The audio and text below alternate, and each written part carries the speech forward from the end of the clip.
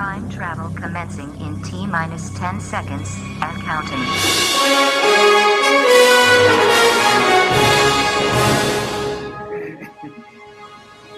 It's once again time to go back in time as we head back to the future on the WDW News Today podcast. Let's set our time coordinates for this week's trip through Disney Parks history with Professor Tom Torrance.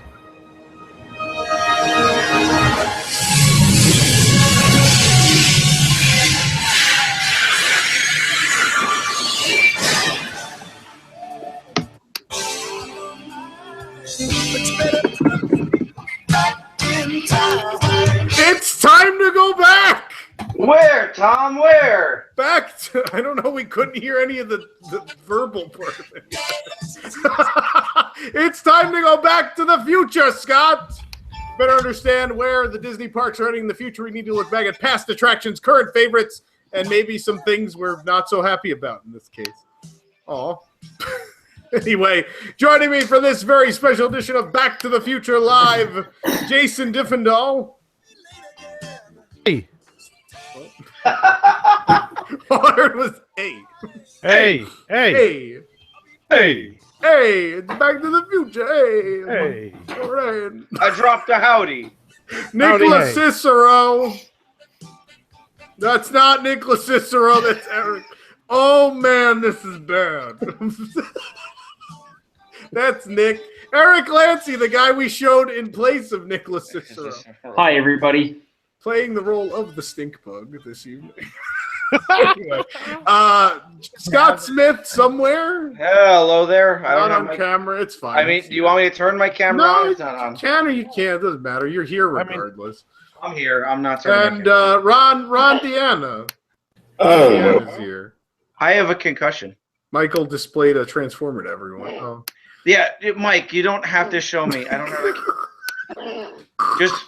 Just show Tom when I'm talking. Let's just play 8 more Back to the Future Figment. intros. How about that? And Michael's doing technical stuff. Michael's going to be showing you photos and videos and things I see while we Ron's, talk about them. Ron's got Thanos up behind him and something else. Thanos, Ron's second favorite purple Disney character. Sure. Behind the one on his shoulder, probably.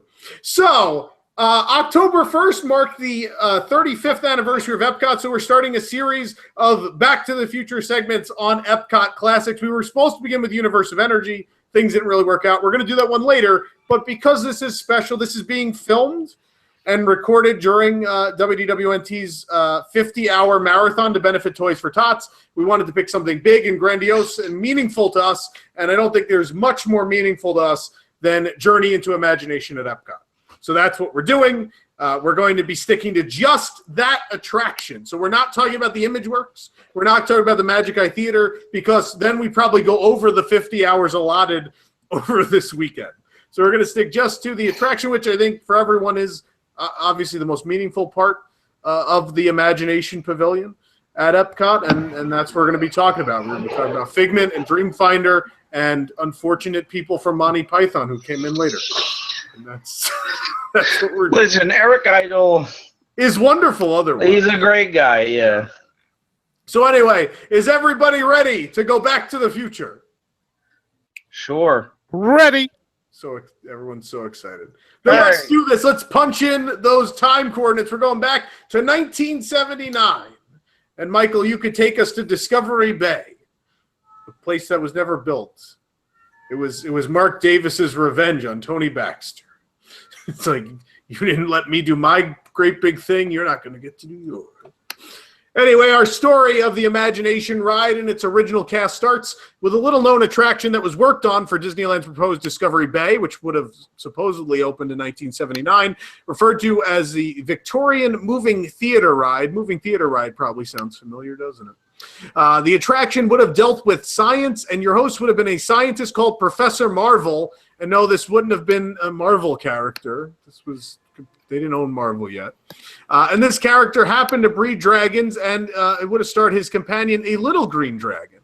And as do all unused Imagineering ideas, these ideas sat dormant because Disneyland never embarked on Discovery Bay for a multitude of reasons.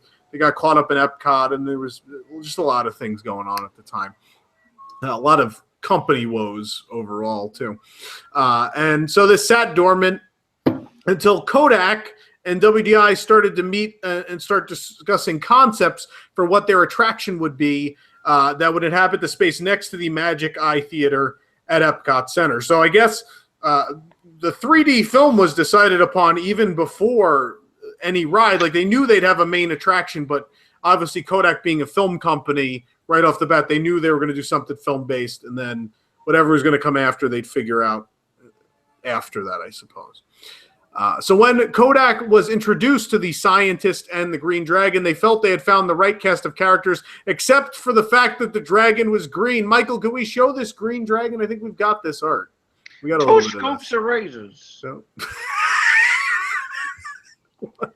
Oh, the sun? We're not talking about that yet. Look, there's the Green Dragon. There he is. He actually doesn't look. I don't think I've ever seen this one. Yeah, and that's why we use it. Like, typically, I wouldn't take something with a giant watermark from D23. But D23 shared this wonderful image that I hadn't seen before of green Figment.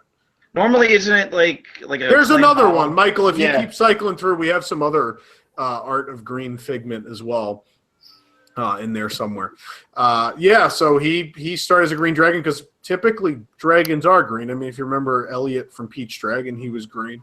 It's a pretty common dragon color people associate with the beast. So, yeah. Oh, we have background music now. That's great. So the problem with the Green Dragon, there he is. The problem with the Green Dragon is green was the color of Fujifilm. Fujifilm. At the time, kids, look it up. Kodak's largest competitor.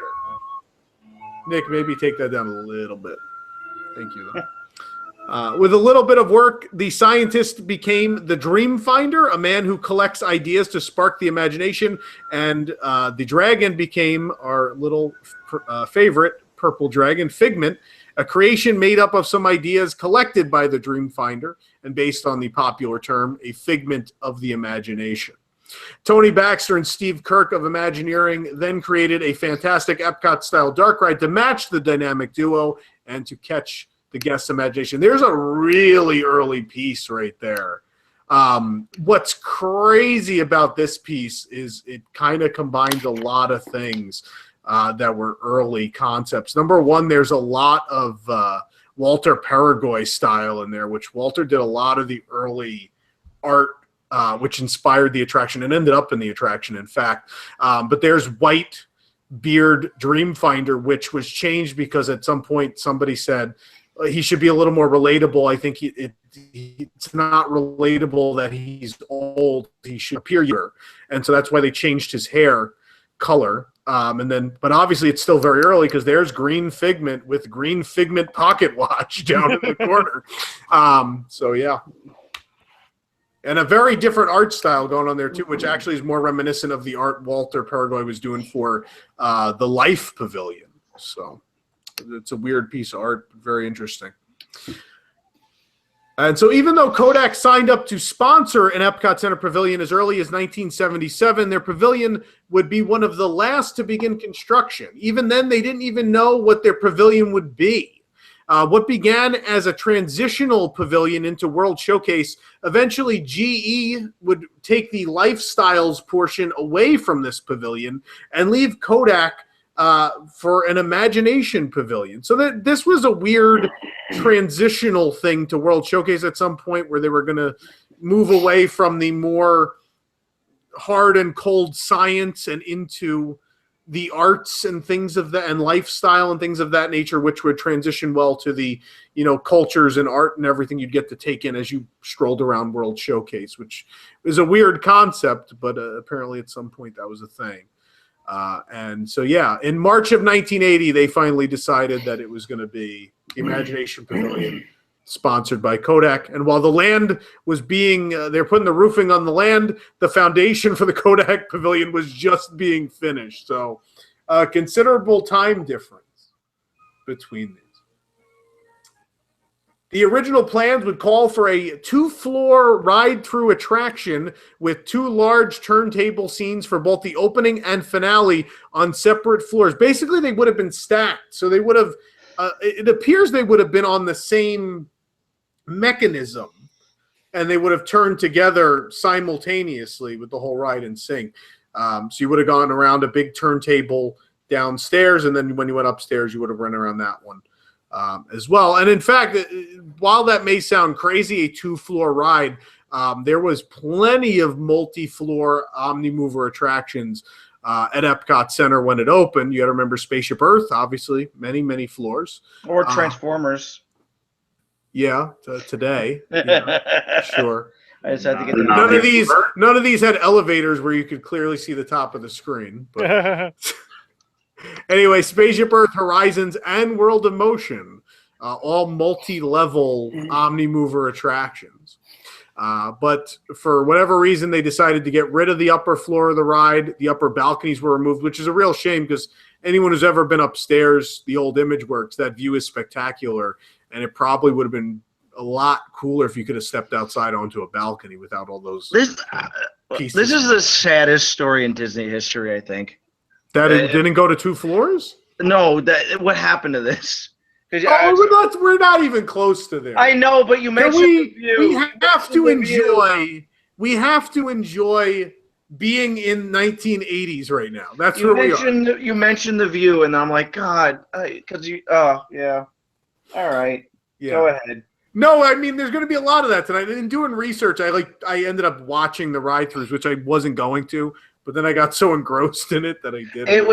I mean, we're getting to it, but this was a triumph of this is going to be so friggin' cliche. Well, we tweeted in the lead up to the show tonight that possibly the greatest theme park attraction ever built, and I think that's honestly that's not hyperbole. Nothing captures imagination better than what they did here. But let's talk about it first. We're not even in the ride yet. Yeah, sorry. Yeah, no, it's fine. I was just saying, I thought it would have been cool. Like, obviously, the view upstairs is great, and you still can enjoy the view if you're a DVC member. It's back. But it would have been really cool to step outside there, I think. But either way, didn't happen. But anyway, all these plans eventually evolved into the attraction that was actually built. What Michael is showing now, you might be wondering, like, that's not the Imagination Pavilion. What's that? Well, that's the Land Pavilion as it existed very early on. And so what happened is they decided not to do that design for the land, but that was Tony Baxter's design for the land, actually. And Tony liked that so much that it kind of got shifted over to the Imagination Pavilion. So, Michael, if we go back to that 2-floor version there, you can see it's a little more complicated there. There's a lot more going on. Eventually it would just become sort of a simplified version with the 2 pyramids.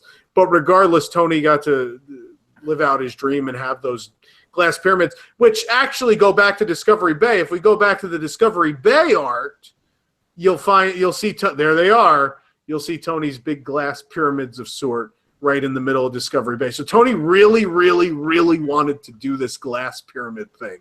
And one way or another, whatever was actually possible, he was going to do it. And because Epcot Center was an amazing time and things actually got budgets, he got to do it for the Imagination Pavilion. And yeah, you don't see glass buildings like this very often. Did he just like visit the Louvre and just decide I want that? Well, the thing is, like, it doesn't even look like the Louvre when you look at it for Discovery Bay and the land. I mean, it's a completely different thing. And then it just kind of becomes more like the Louvre when it makes it to the Imagination Pavilion, because I think it was all that was possible. I don't think there was a good way to achieve the sort of uneven glass pyramids that are in the other art. I don't think there's a good way to do it. I don't think you can make a piece of glass that big to do those things. It's in single pane. Yeah, so there were challenges in the way. Never say never. Yeah. So early versions of the pavilion featured many more elements outside, as well as crystal structures, more water features. And again, Michael, if you go back to that art, you'll see all that in that early concept art for the exterior. More water features. There would have been a lot of these natural elements. For the Imagination Pavilion, the 2-floor one. There would have been so many more natural elements and all sorts of weird things outside. In fact, at the 10th anniversary event, when we did the Unseen Epcot, we took a look at the model for this, and there was all sorts of crazy stuff. There was like a whale spouting water in a little pond, and just all sorts of abstract things. Because again, this is the Imagination Pavilion. They were really thinking outside the box of just weird things to do weird and fanciful things that would have been outside, a lot more greenery and stuff. And then obviously the finished product we got, I think, was much more akin to everything else in Future World, at least on that side of Future World. You know, this concept art, there's a lot of things in here that harken back to the original Tomorrowland at the Magic Kingdom, like the spires and things like that really remind me of the Magic Kingdom's Tomorrowland, especially the entranceway. Like there's the rock sculptures with waterfalls and things. I mean, that's totally taken from the Tomorrowland entrance. Well, it's a little bit of both Tomorrowlands. Like the spires are very 70s Tomorrowland. The rockwork is 90s Tomorrowland. Yeah. Yep. Yeah, so it's between the two. I mean, this is the 80s, so it kind of makes sense. You're halfway between both of those futuristic visions, and this is what you get. I was going to say this ironically kind of reminds me of something out of like Guardians of the Galaxy, like when they're on Xandar. Like Guardians is very 80s. Like there's a lot of 80s inspiration in Guardian because of the music choices. Most of the music choices are 80s songs. So there is sort of that. And I think a lot of the recent Marvel movies have that. Thor Ragnarok's very 80s too. Thor Ragnarok was very inspired by Guardians of the Galaxy's money. Not a bad movie. I'm not hating on the movie. I'm just saying, come on.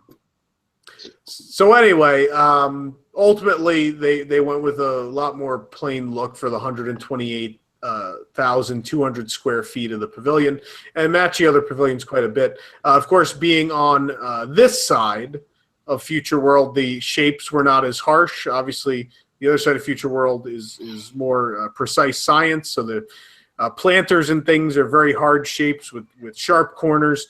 And on this side, you have things sort of just rounded edges. The planters are rounded, waterways, rounded edges. Rounded edges. Yeah. Rounded edges. Yeah. Well, that's You the just said it idea. like 4 times. This is the more creative side of Future World that was meant to give that information to guests. I always thought that was a cool design choice. Although, did that get disproven?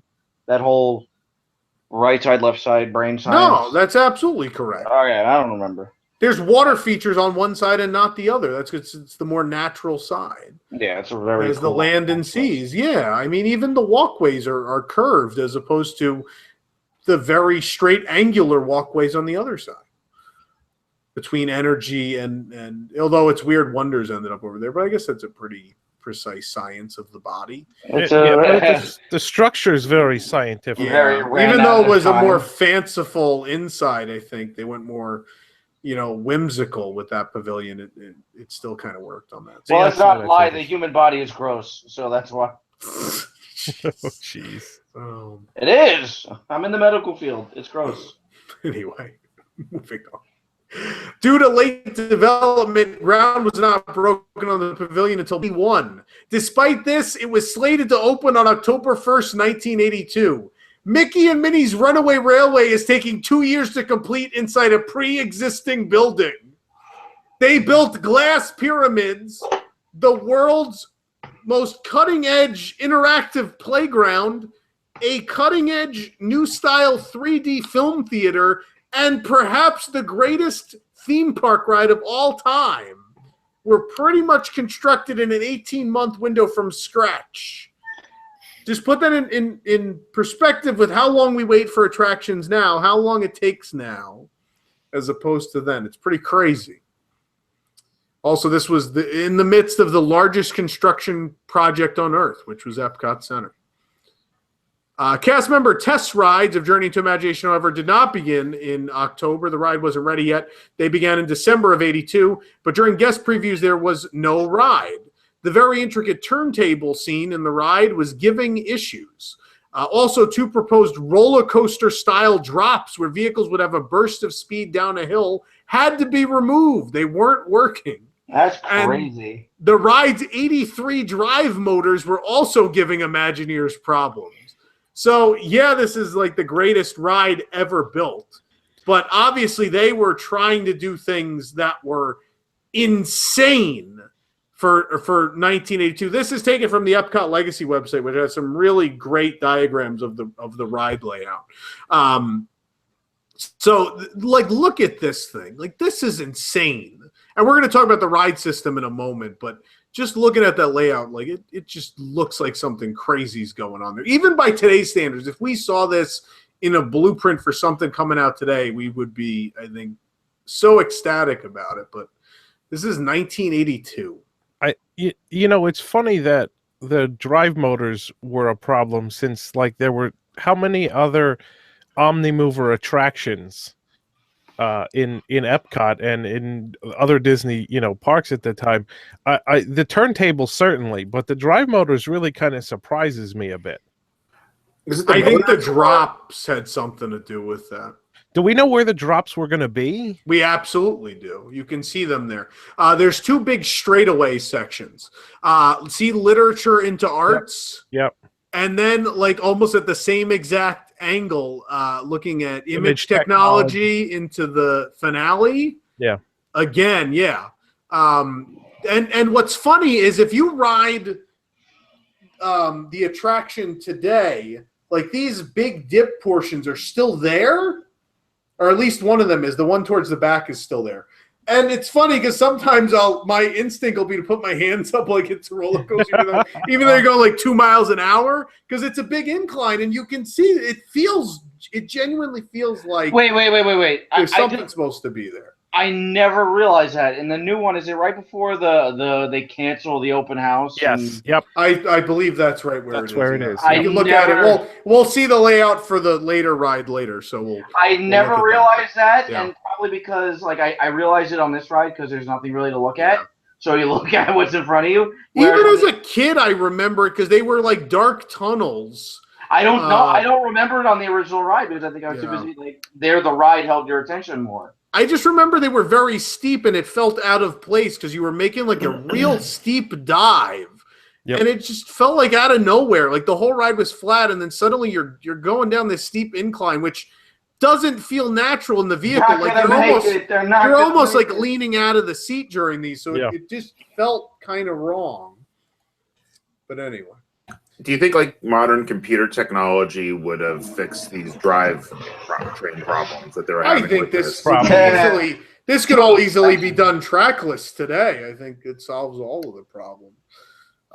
The problem was they tried to do this 30 years ago.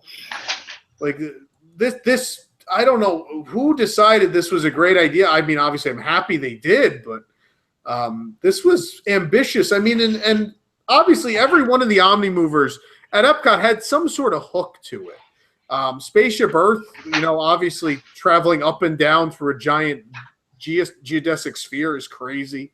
World of Motion had the multi-level thing with the outdoor portion. So they all sort of had something weird going on. And obviously Horizons had a whole bunch of different things. And then this one had its own gimmick, which was the trains. a couple of gimmicks, which we'll talk about shortly. So, the pavilion itself opened October 1st, 82, just barely. And the Imagination Pavilion itself was dedicated on December 4th, 1982. On March 5th, 1983, the Journey into Imagination attraction opened inside of the building after being off limits to guests for the first 5 months of Epcot Center's operation. We talked about things like obviously Rivers of Light was a big deal. That delay. Delays are not something that doesn't happen in the theme park industry. But hopefully when you get through the delays, you come up with Journey into Imagination and not Rivers of Light. Because people will forgive delays if it's something amazing. Like the world will forget very quickly that you delayed something. Like Pandora, I feel like since that's open, like people stop joking about, it took forever, blah, blah, blah, because they delivered on it. It's a great project.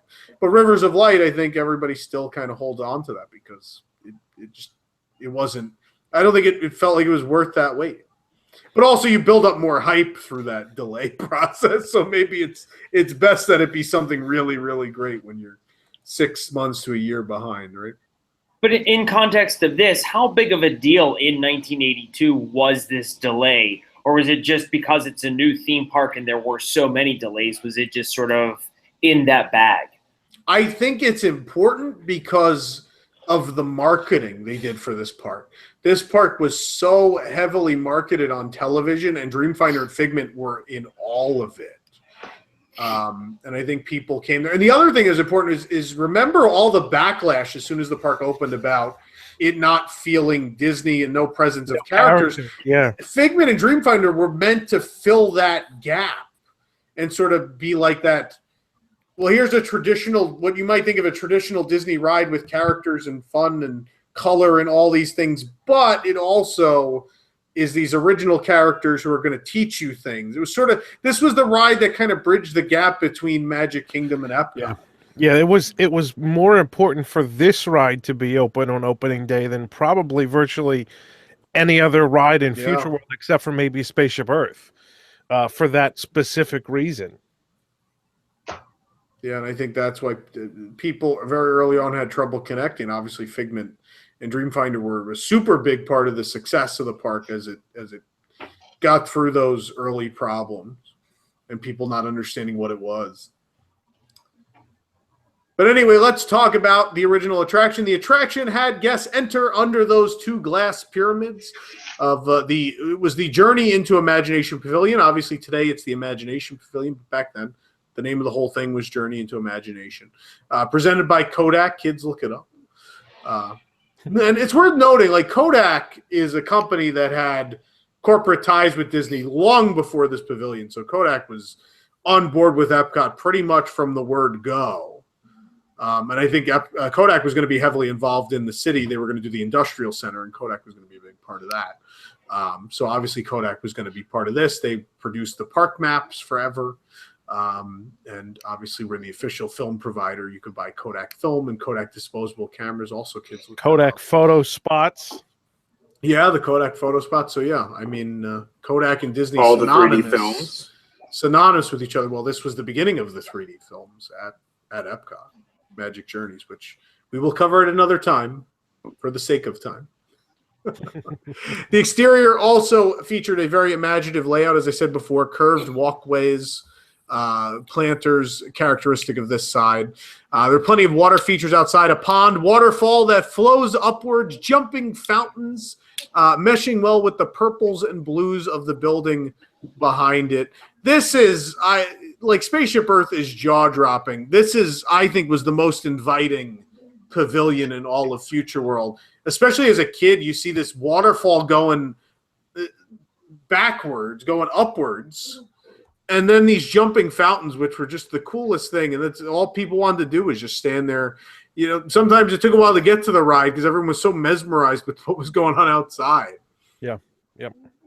Yeah, even think of those little jumping ones by the Figment topiary, the little pellets of water that you tried to catch that would like bounce. Yeah, and they look like they're bouncing.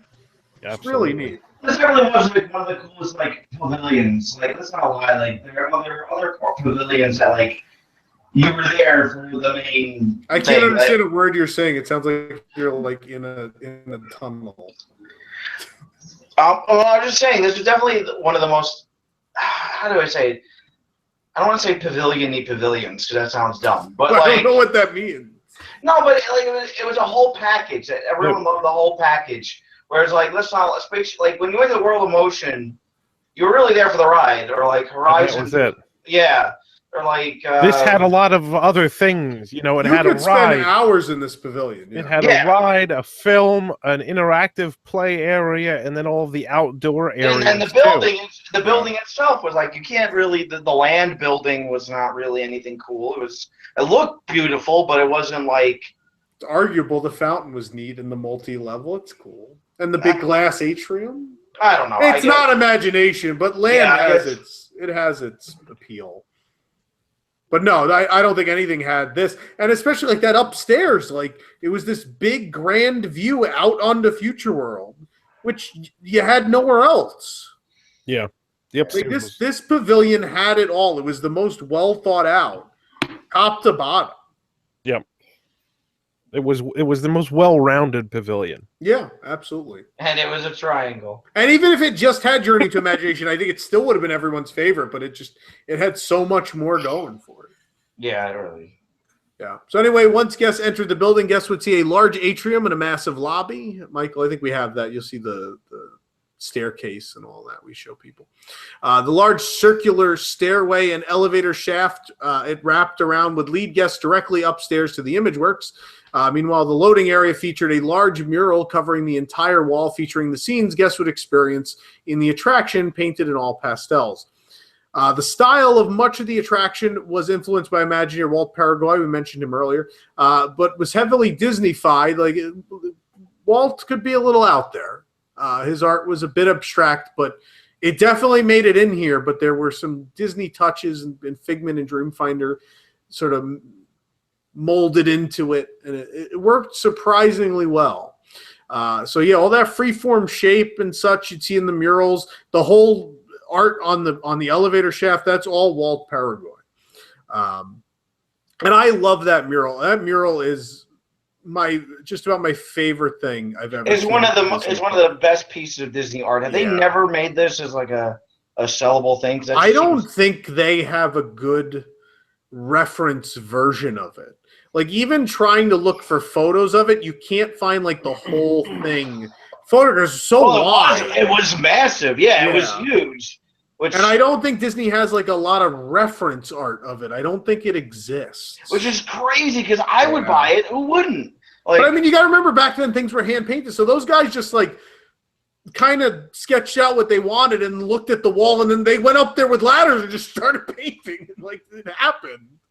Like, that's how things happened back then. Now, like with the computers, you're like, well, this is where the art's going to go, and we're going to pre-render it and all this stuff.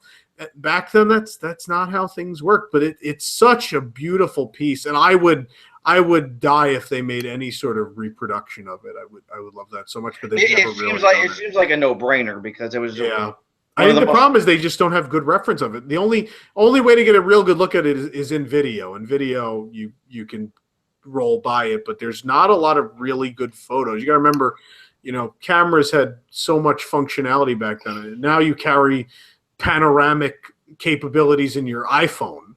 Back then, you didn't have that. So you'll find pictures here and there of chunks of the mural, but not the whole thing. But the art style, it's so cute, and Figment and Dreamfinder in every scene depicted throughout it. And then you'd actually ride through it, and it just was like the Fantasyland murals are such an important part of those dark rides. And this was it on a whole nother level, where it just took up like the whole downstairs. But anyway. So let's talk about this ride system, which was insane.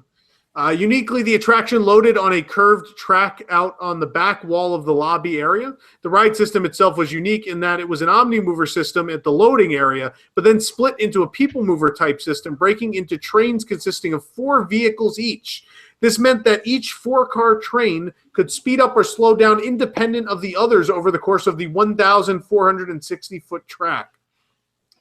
This also allowed continuous loading and unloading of vehicles, just like the People Mover, and offered an hourly capacity of 2,240, theoretically at least. However, the system was obviously very complicated, perhaps a little too advanced for 1982, and gave them some problems. But this is crazy. This is like half Omni Mover, half People Mover, with continuous load, but still this ability to have the trains separate and offer a more intimate experience scene by scene in the ride. And obviously that'll become very important when we talk about the turntable in a few moments. Just a quick note, and I'm not like denying like what's being read, but I never remember having a problem with this ride, like technologically. Like, I don't remember a lot of downtime as a kid, but no, I don't either. Maybe it's just like our nostalgia, but like no, I think it was they spent a lot of time getting it running well before they opened it. Yeah, maybe. And a lot of maintenance overnight. Maybe there was just a lot of money poured in overnight every night, and we like. Is that just like a lost art of maintaining things that well? Because I don't remember a problem ever with this ride. Well, ideally, you don't want to have to spend a ton of money every week to fix a ride. I mean, ideally, they should just function well. Like, obviously, you have wear and tear, but this was apparently beyond that. But I also think today you have things that, from a technology standpoint, are substantially more ambitious than they were 30 years ago. So I think you just naturally have a greater risk of issues than you did then.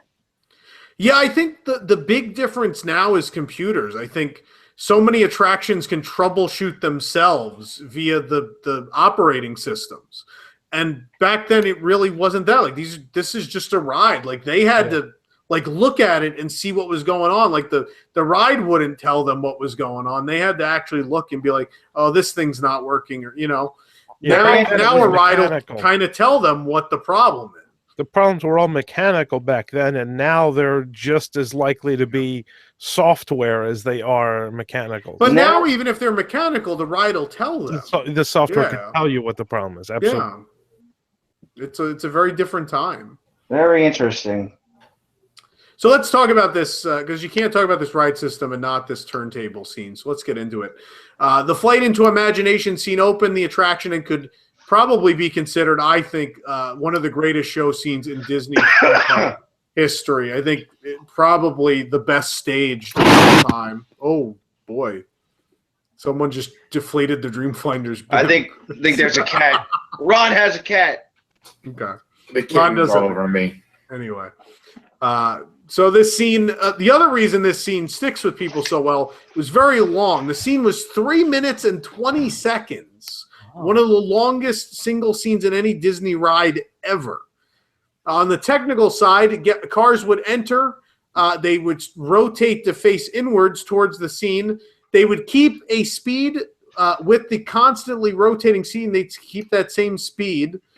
And guests in actuality had turned into a huge turntable 75 feet in diameter with 5 identical rotating scenes that each train of 4 vehicles would be broken into. To the guest, it would appear that they had stopped moving. They'd have no idea that they were traveling at the same speed, but through all of this, they are on the ride and it is going. So on top of all this, the ride in total had 78 special effects. Most of them are in this scene. Each individual projection effect in this scene had its own projector. And the Dream Ship, all 5 of them, mind you, were hung from the ceiling and boasted 2 audio animatronic characters, light effects, and plenty of moving parts. How anyone decided this is how we're going to do this, I don't know. This without a doubt, like I think in anything Disney or any theme park has ever done, is the single most ambitious thing I've ever heard. There's nothing even in recent years that I look at and I'm like, that's just crazy. It's the most complex show scene or sequence I think ever built. It has to be. You put 5 of these blimps hanging in the middle of this, hanging spinning upside around down with animatronics, and spinning around in synchronization with these ride vehicles. How does this work? You don't see anything built with like one version of this kind of thing anymore. Yeah. No. I mean, the closest this work? Don't understand how this worked every day. The closest thing I could think of is, imagine if you were on the Carousel of Progress, but it kept spinning and the show scenes kept spinning too. It's a really great analogy. It's basically Carousel of Progress with a ride vehicle pulling into it. Yeah. And the stages spinning along as the ride vehicles go around the turntable. I mean, I believe those maintenance stories because this just sounds so complicated. Yeah. Yep. I mean, you had animatronics continuously moving for like 16 hours a day. Yeah. Without a break. Now, could one theater go down, one of the 5, and them not? No. That's a really great question. I don't know that they I wonder if like the animatronics stopped working to keep the ride running, would they know like, oh, theater A is coming around, don't load these 4 cars? I bet they did that. I remember getting held at load sometimes. Yeah.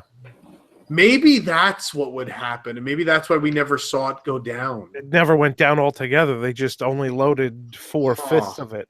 That's crazy. I could say, like, if there were individual car problems at something like Mansion, like the audio was down, we would put a little like tape sticker on it so we know not to load it. So they might have been able to do that with these trains as well. But they with would have had to keep 5, track. yeah, with 5, it wouldn't always be the same train. Well, you wouldn't have to know which train it was. You have to just know what theater. that you loaded 16 cars in a row, and then you give empty 4, Right. and then 16 more, and then empty 4.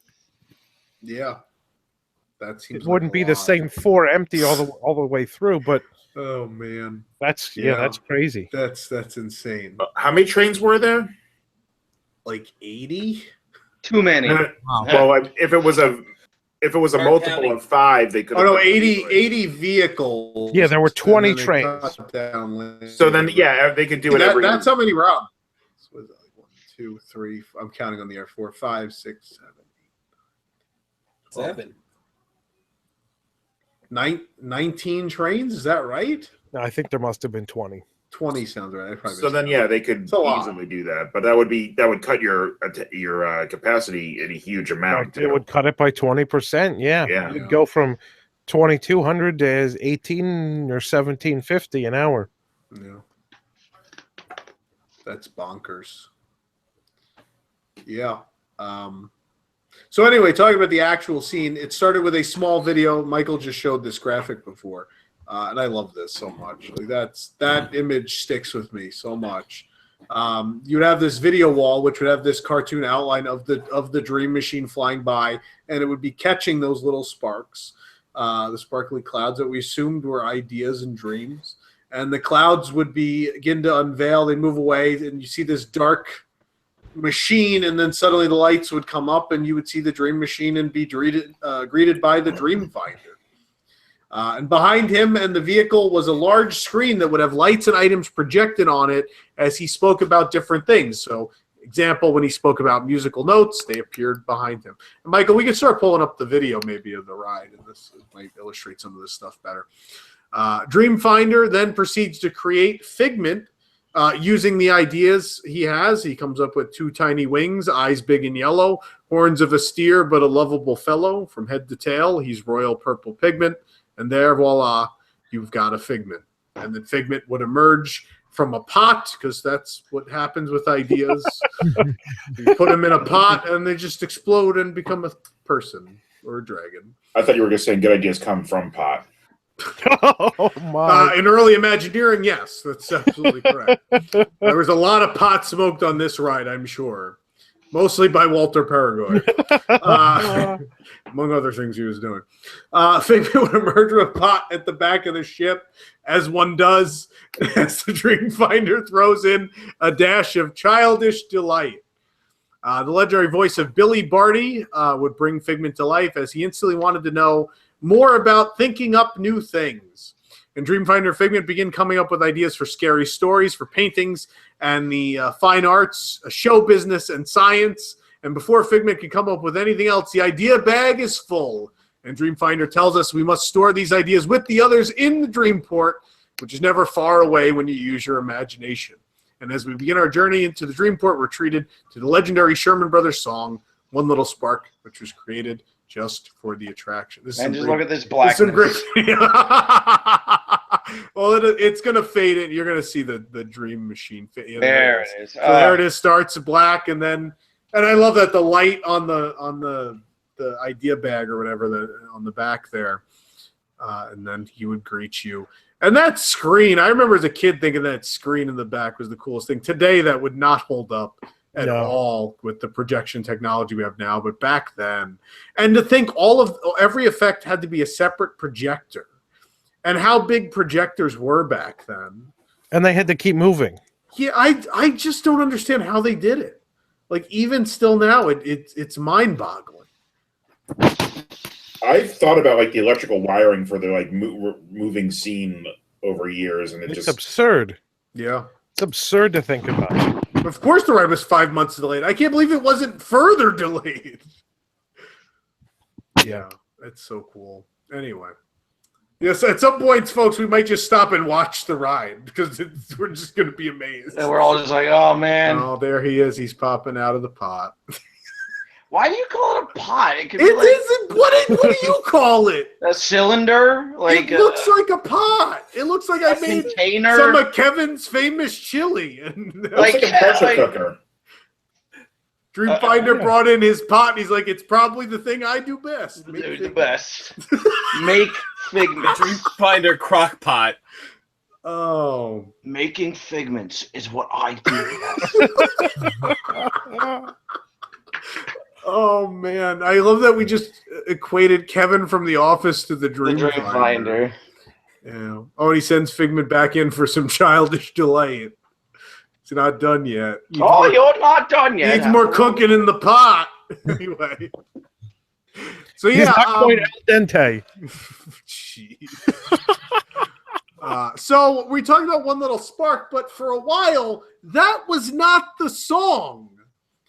Sherman Brothers were not on this project. At first, the song and score for the ride, written and composed by Robert Moline, who was doing several other things for Epcot. Jason, correct me if I'm wrong. What do you do? American Adventure, Living with the Land? Yes, Living with the Land for Or sure. listen to the Land. Listen to the Living with Land. Yeah. So And Energy. yeah, and Robert, they found him in a bar singing. That was the story of how they found Robert Moline, by the way. But the guy made some incredibly memorable music for Epcot, and so they put him on Imagination, and he made this song, but they didn't like it for some reason. And then they called the Sherman Brothers because they were working on Magic Journeys, and they're like, "You want to do this thing too?" And they're like, "Sure." So what I want to do now is we could watch the ride if Michael still has that up. While Nick, I've sent you the unused music. What would have been the theme song that we would have heard in the ride? What Dreamfinder and Figment would have sang instead of One Little Spark. And we could listen to that and we can imagine with the ride scene how it would have come together. Maybe.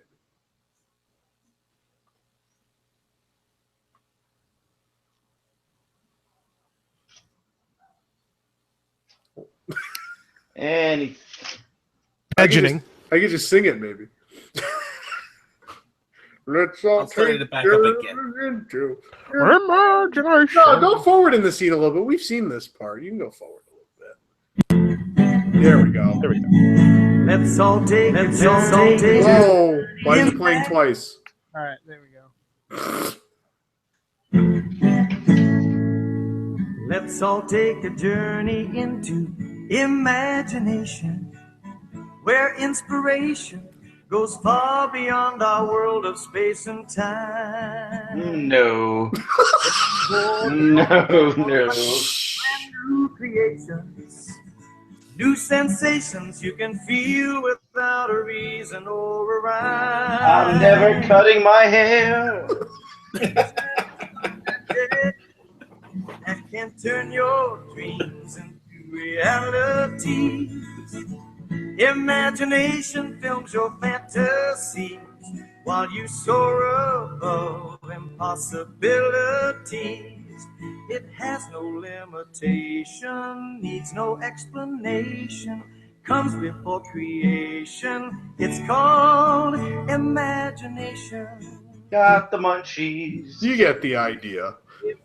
There's like a whole nother verse and a whole nother version of this. It's such a that is when I think of Bob Moline's songs, that is like so terrible. Quintessential Bob Moline. It is. I don't think it's terrible. I don't think it would have had the same effect, but I don't think it's a bad song. No, either. it's a spectacular song. I think it needs to be sung maybe by someone else. Maybe it didn't fit the feel. Well, yeah, and it probably would have been sung by someone else. That was just a Bob. Yeah, like those were like demo tracks. Yeah, but so it would have certainly been sung by someone else. I just don't think it had the same feeling as the rest of the pavilion.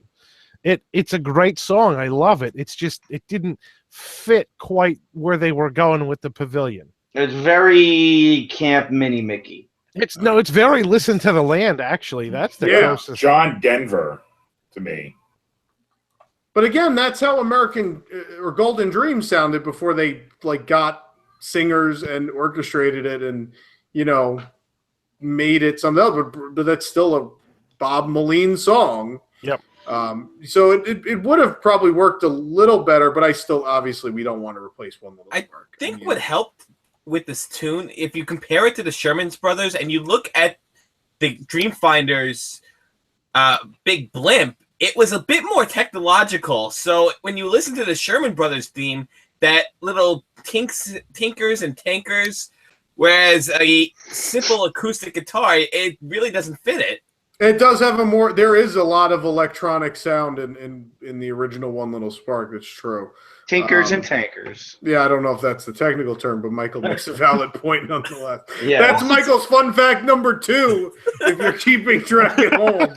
Well, it's almost like the Sherman Brothers song, like they looked at the attraction and fit a song to that, where this guy was just told to write a song about that. Bob may have written that before they had the ride.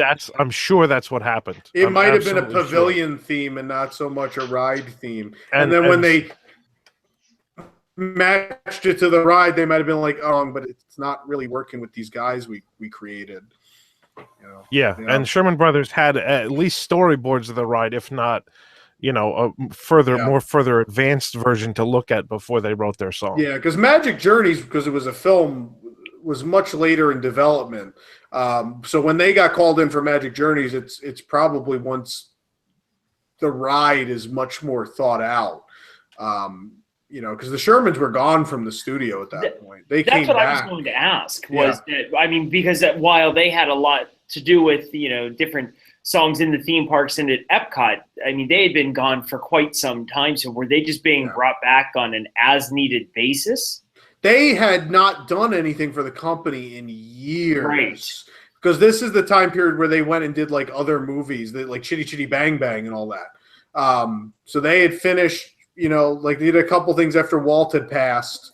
And then for quite a while went away. And then the company called them back for Epcot. And they ended up doing Magic Journeys. Help! They ended up doing Magic Journeys and that, and then they ended up doing Tokyo. They ended up on Tokyo at the same time they did Meet the World. So it was kind of like their comeback. Scott, I don't think you're far off. I think that there might have been some begging. I'm thinking maybe, at that time it would have been Ron Miller and Card Walker might have been begging. But also, you got to remember, Epcot was such a big project. They needed all hands on deck, and it was kind of like, well, we got to go back to some. And also, you got to remember, this Epcot is the last hurrah for a lot of the old Imagineers, and a lot of the old Imagineers obviously knew the Sherman Brothers, and they may have just placed a call and been like, "Hey, you guys still want to do stuff with us?" Well, and I think also, I think your all hands on deck comment is probably fairly accurate. You've got Bob Moline. You can't expect Bob Moline to write 6 spectacular songs for 6 pavilions. The guy's good, but 1 or 2 of them aren't going to work out, and that's exactly what happened. So they needed somebody else to come in and do it, and who else, but the Sherman Brothers, who were very familiar with what the company was doing, and a lot of, like you said, a lot of the old Imagineers knew them very well. So it just made a lot of sense. I think,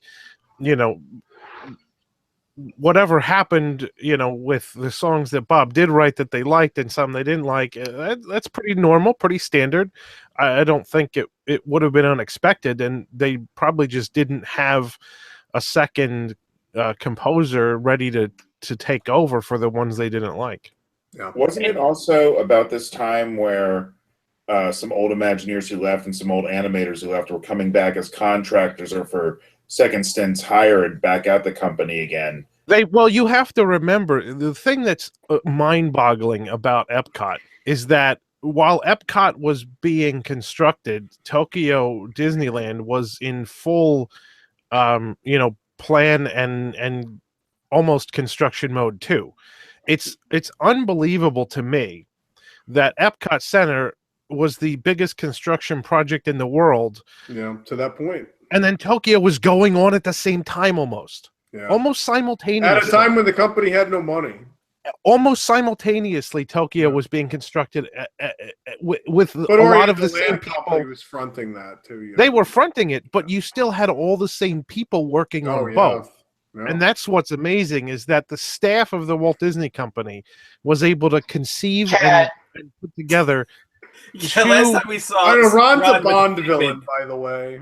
Apparently, yeah. No, last time we saw Figment on his shoulder. Now Figment is turned into a cat. Oh, we'll get to that. We'll get to Figment and the Black Cat. Hold on, we're not there yet. Jason, but anyway, finish your yeah. thought. So that's what struck me, especially as Josh was talking about it at the 10th anniversary event with the Unseen Epcot presentation. It really struck me that how much the Imagineers, especially, but anybody else working for the company at that point, wasn't just working on the single largest construction project in the world. They were also building Tokyo at the same time. That, to me, is mind-boggling. And getting it done. Yeah, absolutely getting it done. Yeah. These guys didn't know how to fail. Like these guys, a lot of these guys worked with Walt. There was no, they were not going to fail on this project. And they did it. There was nothing in opening day Epcot that was a failure at all. People didn't get it right off the bat, but it wasn't a failure. No, because today, look how many people appreciate it today. Yep. Can't argue with that. So we'll move along in the ride. We enter the Dreamport, where all ideas are stored, including IP-related ones. And we see the idea bag from the Dream Machine hooked up to some strange device with a large window in which we see all of these different colors and items flying through. There's also tubes and pipes all over the place, bubbling and changing colors, and the room is filled with hundreds of moving props, including a box filled with hands applauding for some reason, musical notes of all different sizes, and we see Figment shoveling colorful coal or perhaps fruity pebbles into a fire. This scene was out there. The Walter Paraguay stuff comes through at times, the weirdness. And it's attractive. But the other thing that comes through in this scene is Discovery Bay. Discovery Bay was steampunk, big, heavy steampunk. And there's a lot of that in the pipes and the machinery, particularly in this scene. And you could see like pieces of Discovery Bay got moved into this scene. Yeah. But then beyond that, there's also a box of applause, which still to this day, I do not comprehend. Like, I know things are got to be, it's imagination and things are creative and weird. The box applause, there it is. The box applause, I don't know. I don't know. It's putting applauding hands in a box is kind of like putting dice on a tree. Yeah, they're both pretty stupid. Yeah. Since we're moving into the arts, so we'll run with this. Let it run, Michael. We then switch into the art scene where we're greeted by the Dreamfinder painting a large glass mural that would change colors as he used his giant paintbrush.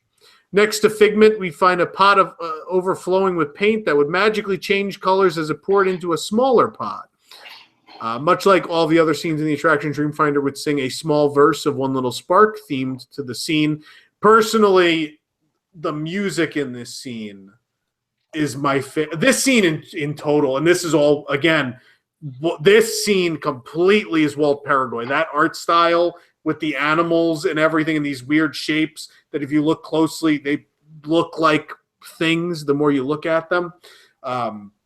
All Walt Paraguay with the lights on the all white is beautiful. The music is stunning. The carousel is spinning. Just everything about this scene is perfect. This is probably my favorite scene in any ride I've ever been on in my entire life. I love this art scene so much. Well, there's something to look at everywhere. Like this was no glowing triangles or no, it's like Pirates empty. and Mansion. It's right up there with Pirates and Mansion. I mean, every inch is like covered with something. Yeah, there was no dead space like that. You were like, oh, don't look at that. Like literally, there was scenery everywhere. It was beautiful. I just think of this scene with LED lighting now. How amazing this would be! And not only LED lighting projection like it is now, but LED backlighting on the glass and things like that. It would be it also wouldn't fit the Walt Paraguay style so much, but I'm sure they could make it work. Yeah. I'm thinking of something like Animator's palette. It's very much like Animator's palette with the bucket of paint that changes colors and things like that. Yep, absolutely. Yeah, look at that. It still looks great, even though it is this older technology. You can only imagine. You know what? This reminds me a lot of Navi River Journey. Yeah, I could see that. That's kind of what I could see this being, in a modern day construction type of thing with the LED lighting is very passive scene, just pretty things to look at, Yes. very colorful. Exactly. Yep. Now that being said, this ride does have some things happen to you in this ride. Yeah. Not quite as boring. Figment ain't wearing a beret for long. Figment's gonna get into some trouble real soon. Causing some trouble downstream. Brer Black Cat causing some trouble. Anyway, the paintings would come to life around guests with scenes that were no more than all white props that had lights of all different color hitting them. Some memorable pieces were the animal carousel, the small pond with the multicolored lily pads, painter Figment pouring his pot of paint into a rainbow, and the beautiful orchestral piece you would hear through the scene. And the scene would end with thunderclouds bringing us into scary stories. I love this transition too. Like just you hear the thunder off in the distance, and then you go through the set and into this dark room. It's just the staging in this ride. And I know I'm just going to gush for like an hour about this ride, but everything was just so perfect. It's ridiculous. Yeah. It's ridiculous. You know what else I was just thinking that would make this ride unbelievable in present day is projection mapping. Yeah. Where you take these all white sculptures and then you do projection mapping on them. That would make this unbelievable. That's what I meant by what I was talking about, like Animator's Palette. You could bring that color like the original versions on the ship where the backlighting would do that. The back, okay, yeah, exactly. Yeah. I don't know if anyone else used to do this, but seeing the Figment reminded me, we used to do, when I was very young, we would count the Figments as we went through the ride. Because Figments, like there's so many of them. But that was always our thing. We'd always count them. Did it change from trip to trip? Sometimes we'd miss one or two. But again, that's because there was so much going on in the ride. Yeah. That sometimes you just would miss things. Because again, it's like Mansion where there's, in Pirates, just so much going on at once. Right. Yeah, I don't know if anyone else ever did that. I don't know, that was a thing we did. We did the same, and also similarly on Splash Mountain. How many times can you count Brer Rabbit? And so because again, there's so much going on. So we've done similar things throughout the years. Good. I'm glad we weren't crazy. It's good. Well, we didn't say that. Similar kind of crazy. Thanks, everybody. Anyway. So let's go into this dark scene. The Dream Finder is on a strange computer. Maybe like a free one at the airport. I don't know. Well, it's I didn't question any of it because it's all like. It is fun to question it now as an adult, though. Like you don't question it as a kid because it's just fanciful and wonderful. Well, it's all imagination. Like, well, yeah, I'm not being negative. I think it's just fun to like look at it and be like, what is that? Yeah. It's whatever he came up with. It's not all a knock on it. We're not knocking on it. It's just kind of. I mean, he doesn't even have all the letters of the alphabet there. Although this is like Nick at the radio station, just smashing things and words come out of the volcano. And... Wait, are we sure he doesn't have all the letters? It looks. No, he doesn't have all the letters there. Isn't that what computers look Nick like? Nick doesn't have all the letters either. No, no. I think I have that same keyboard. Yeah. I mean, look, there's an 8. Is that an 8 down in the corner? In fairness, the control panel at the radio station is older than this ride. So there's an M, a question mark, a Y, and an 8. Yeah. It looks like enough buttons though, like to do 26. I think I have all the letters. I don't think we have for the numbers. alphabet. It has the QWERTY for the alphabet when you see like both sides of it. It's close, I guess. I love that we're having this conversation. Yeah, man, if you saw a bearded man who creates dragons on a computer volcano, and we're worried if he has all the keys.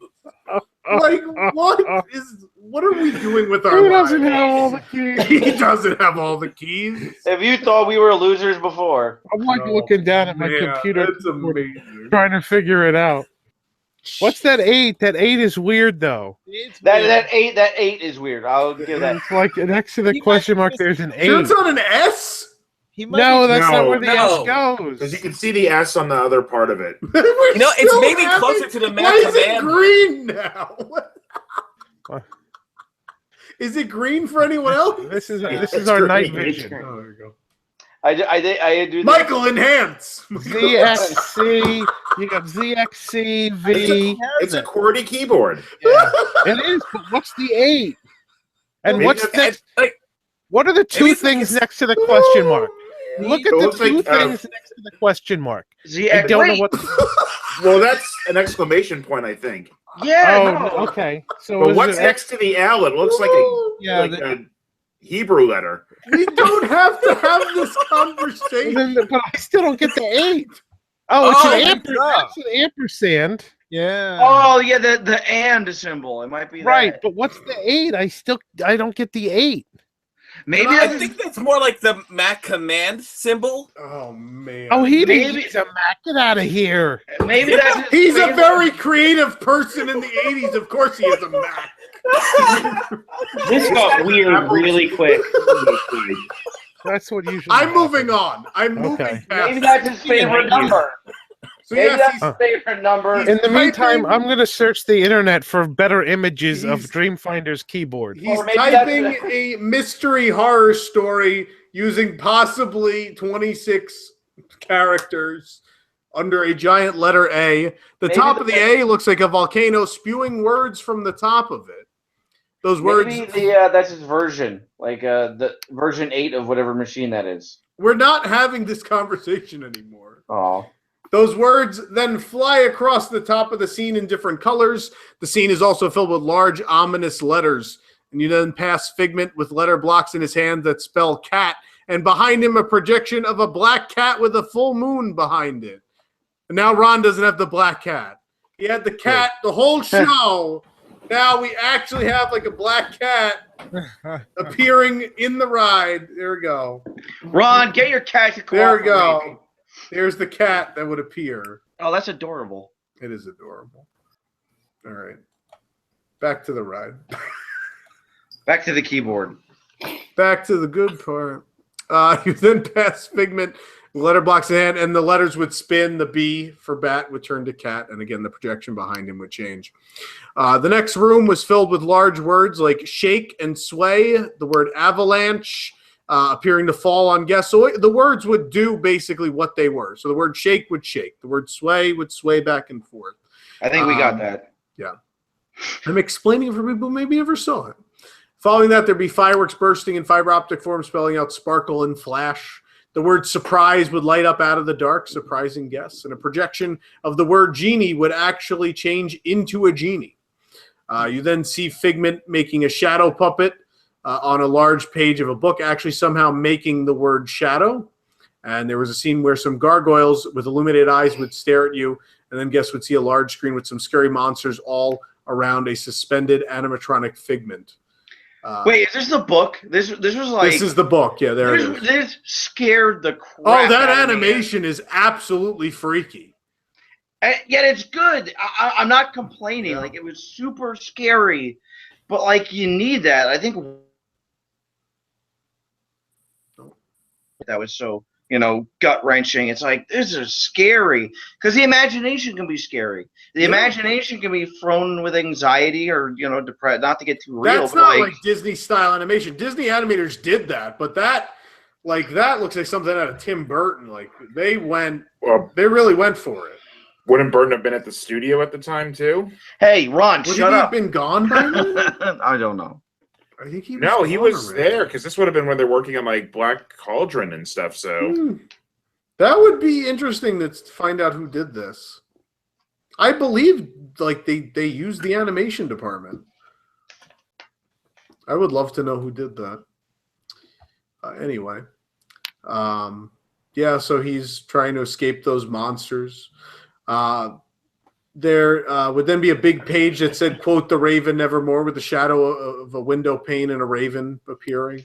And one of the most famous parts of the scene was Figment trying to hold close a book about monsters as the monsters try to escape the pages. So freaky, and yet so symbolic. Like, it sticks with me to this day, Yeah. Oh, this ride was amazing.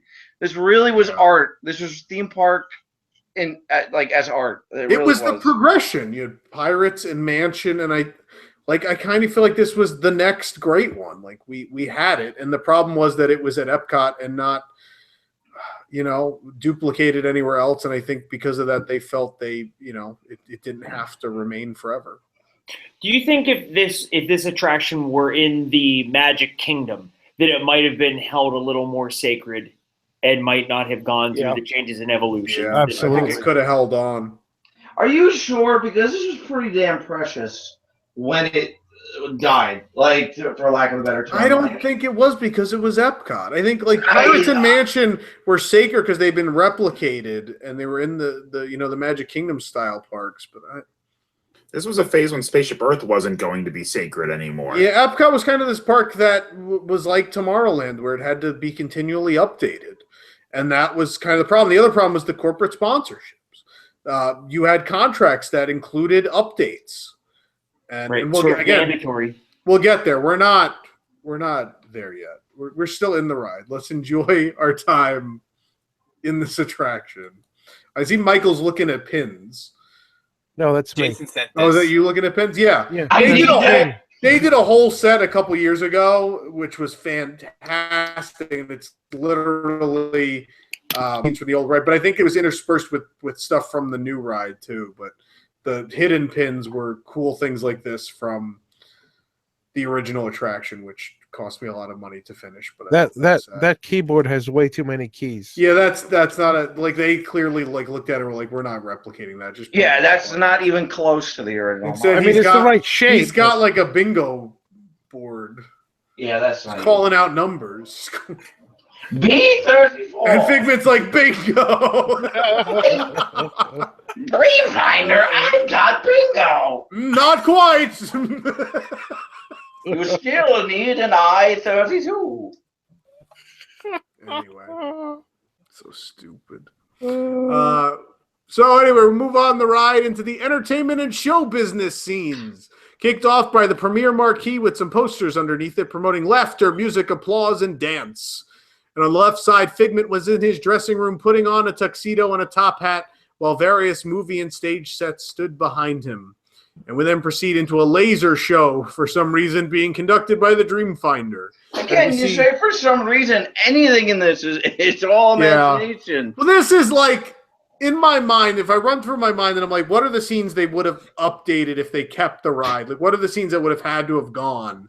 I think Dreamfinder conducting a laser light show is like one of those scenes that's not staying. Like that was going to go somewhere. And a lot of people don't remember this, but then this is where you'd see Spacesuit Figment. It wasn't like some space scene like in other Epcot rides. Figment was acting as a astronaut, and he's just like standing on a crate. Yeah, there he is, standing on that crate as the astronaut hitchhiking. But pretty iconic, even though. The transition into the science scene featured a large tunnel. This is that tunnel that would have been the roller coaster drop, with illuminating rods and projections of different mathematical signs and equations. The circular science room had the Dreamfinder in front of a globe rotating a lever that shows scenes of photosynthesis, space travel, and other discovery on screens above us on the curved opposite wall. This is another scene. This is probably the one scene that is the most vague in my memory. Like this one, like I remember the other ones very vividly. This is the one like I had to be reminded of later by watching video. This didn't stick with me at all. I don't know why. And I don't think like even in merchandise and stuff years since, this isn't one of the more iconic. Like Dreamfinder in a lab coat isn't very iconic. No, I thought this was kind of a cool scene because I'm not saying it's bad. I just think this was before slow motion film. This was before you could look crap up on YouTube everywhere you went. So, like, it was really cool to see some of this stuff in slow motion. Yeah, I thought it always felt like the Wonka boat ride section. Yeah, he is singing in sort of that weird tone. Yeah. Imagine yourself in an infinite place. I do love you. You see the screen coming up. The Figment animation. Figment in 2D. Yeah. There's something so magical about that 80s animation. Yeah. And like him falling backwards. Oh, whoever did this animation is just so gorgeous. 2 scoops of raisins, Figment. Yeah, look at that. Oh, man. Love that. There was then a large circular screen above guests featuring, again, we just met that animated Figment bouncing around. Before a shutter closed, the screen gave us the idea that his picture was taken. At this point, some black light signs pointing forward to Destiny and Dreams appear. And film reels. Destiny begins with Figment. Yeah. Film reels then begin to appear as we see the Dreamfinder in his Karnak the Magnificent outfit, explaining to Figment in his crystal ball that with the power of imagination, we can do anything. You then enter a huge circle vision style room with Figment in the middle wearing his famous yellow sweater. And the screens above have comedic scenes of Figment doing anything he can imagine. He was a mountain climber, a weightlifter, sailor, a pirate, a superhero, a dancer, a scientist, and a cowboy. And a candy eater. And I love these. So they didn't whatever that was. They didn't do 2D animation here. They have these weird puppet scenes. Why not? It was awesome. I love them. No, I love them to death. But it's so weird because all this other screen stuff with Figment was 2D animation. And for some reason here, they decided to go with this puppet stuff. Not that I love it. Again, I love it. But it was weird to see them do 2D and then suddenly they're like, oh, this last scene, let's do puppets. I literally think they went with like whatever they imagined to be. Like these are so funny to watch now, though. They're kind of comical. I mean, okay, this one, man, like the one with the full body might not hold up as well. But yeah, no, these would have had to have been reanimated in CGI if the ride had lived. No, I love it. I love them, but they would have had to have been redone. No, but I think the weightlifter one holds up in the. That was fun. Like obviously, a cape when they're so good. Like obviously, you may need to redo the flying one. That looks. Let it keep playing, Michael. We want to see these. I gotta watch the tap dancing. So good. Oh man. Like that one. They're so ridiculous. He looks like he's in the Dumb and Dumber costume. I like the weightlifter one. I think that holds up. Yeah, it's cute. Like scientist, like with the way his face does a Kermit. Scientist Figment eating a lollipop. The mountain climber when he gets hit with the avalanche is amazing. Yeah, some of these hold up in like terms of like the They're Muppet funny. humor. They're funny and cute, and they have a lot of charm. Yeah. So anyway, you'd come out of that, and then something fairly prolific would happen. The final scene had the Dreamfinder behind the camera, seemingly filming guests as the picture taken before you entered the scene. The picture was taken before you entered the scene is then shown on a screen next to him. This is the very first on-ride photo. You couldn't buy it. The novelty was that it could be done. No one had the idea to monetize it. It was just a cool thing. They're like, Kodak's the sponsor. What if we could take a picture of you on a ride while you're moving? And it happened. Isn't that amazing? They thought of something without trying to monetize it. Yeah, it is. Wow, this is the good old days. But like this ride did so many crazy things, and here it is doing another crazy, completely new thing. So then you'd see a painting of Figment on the wall saying to follow him to the ImageWorks. Guests would unload onto a speed ramp, at least when the ride first opened. That was later deactivated and removed. So a constantly moving vehicle you had to hop out of, and lawyers were not present somehow. I don't know. That existed, which is amazing. I can't think of a ride like that today, where you get off of a vehicle in motion onto something not in motion. Like Peter Pan, you get onto a speed ramp. Mansion, Rocket. you jump onto a speed ramp. Primeval Whirl. Rip Ride Rocket. Oh yeah, Whirl's like that. That's right. Primeval Whirl is like that. And it's kind of a pain. It is. It sure is. Yeah, it's interesting. You'd exit into the lobby where you could find Figment merchandise. Yay, Figment stuff. I actually have some vintage Figment stuff here. If you're watching the video show, we could look at some vintage. Gee, he's only had it behind him the whole time. I have. It sits on a shelf all the time. It's nice that people get to see it sometime. So you get to pick up this from the 80s. It's a cool little mug. You can pick up this Figment mug. Maybe I love that I have price tags on some of the stuff, and the prices are amazing. So this is a keychain. How much do you think this keychain was? Like $99. 99 cents. You guys are actually low. It was $2.50. This is like 90s. This is an early 90s keychain. Oh yeah. Oh yeah, the Epcot logo. Actually, this is like mid-90s. Mid-90s. Yeah. But Figment was still on merchandise at the time. Let's see what else we got. We got a 6-pack of Figment markers. That's like mid-90s too. Yeah, none of this is like vintage. I think 90s is vintage now, no? Well, I guess. This has the 82 tag on it. This is still, hold on, I'm getting there. What else? I've got some 80s stuff. Here we go. This is from 85. Look at this. We got this tin Figment plate. Put me on camera. What was that? Got this tin Figment plate. This artwork looks really familiar. Yeah. Yeah. That would look good on a shirt, wouldn't it? It would great. And then you like just get rid of this part and you put something else. What else we got? I got mug. I got this mug with all kinds of. There he is, hitchhiking spacesuit Figment. You got this weird artist Figment in the beige artist outfit. Yeah. How do you not have any of those PVC? Oh, I have them. They're home. This is just stuff I've got since I moved to Orlando. There's no way you don't have. Yeah, no, I have them. Don't be ridiculous. These are Don't the cups be ridiculous. These would have the water in them. Anyone remember these things? They have like the water in the side, and these stars would like float around. Obviously, it's dried out, but it's still kind of cool. And then I have the ubiquitous plush. This is the 80s small plush. Woo. Small 80s plush with this weird tag. I have that. Not with the tag anymore, but yeah.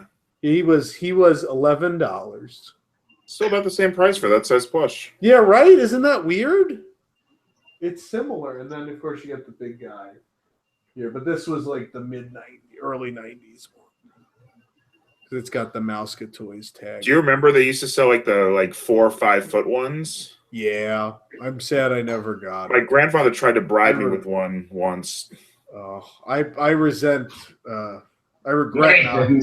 I regret, yeah, that's true. I regret not getting the giant Figment. Even my mother has brought that up, and we've seen pictures. She's like, we should have bought the giant Figment. But it's okay. Anyway, so that's some of the cool Figment stuff you could have gotten back when they cared about Figment. And the hat. Don't forget the hat. Now you get this garbage. Now you can get this junk. So go on. come on down to Disney World. Oh my God, that's amazing timing right there. Make something like it's 1985. We should make like a tin plate with Figment with a rainbow. That'd be great. Socks with horns. Laurel would wear those. Then and now. Anyway, Jesus. These were worth it just for this bit.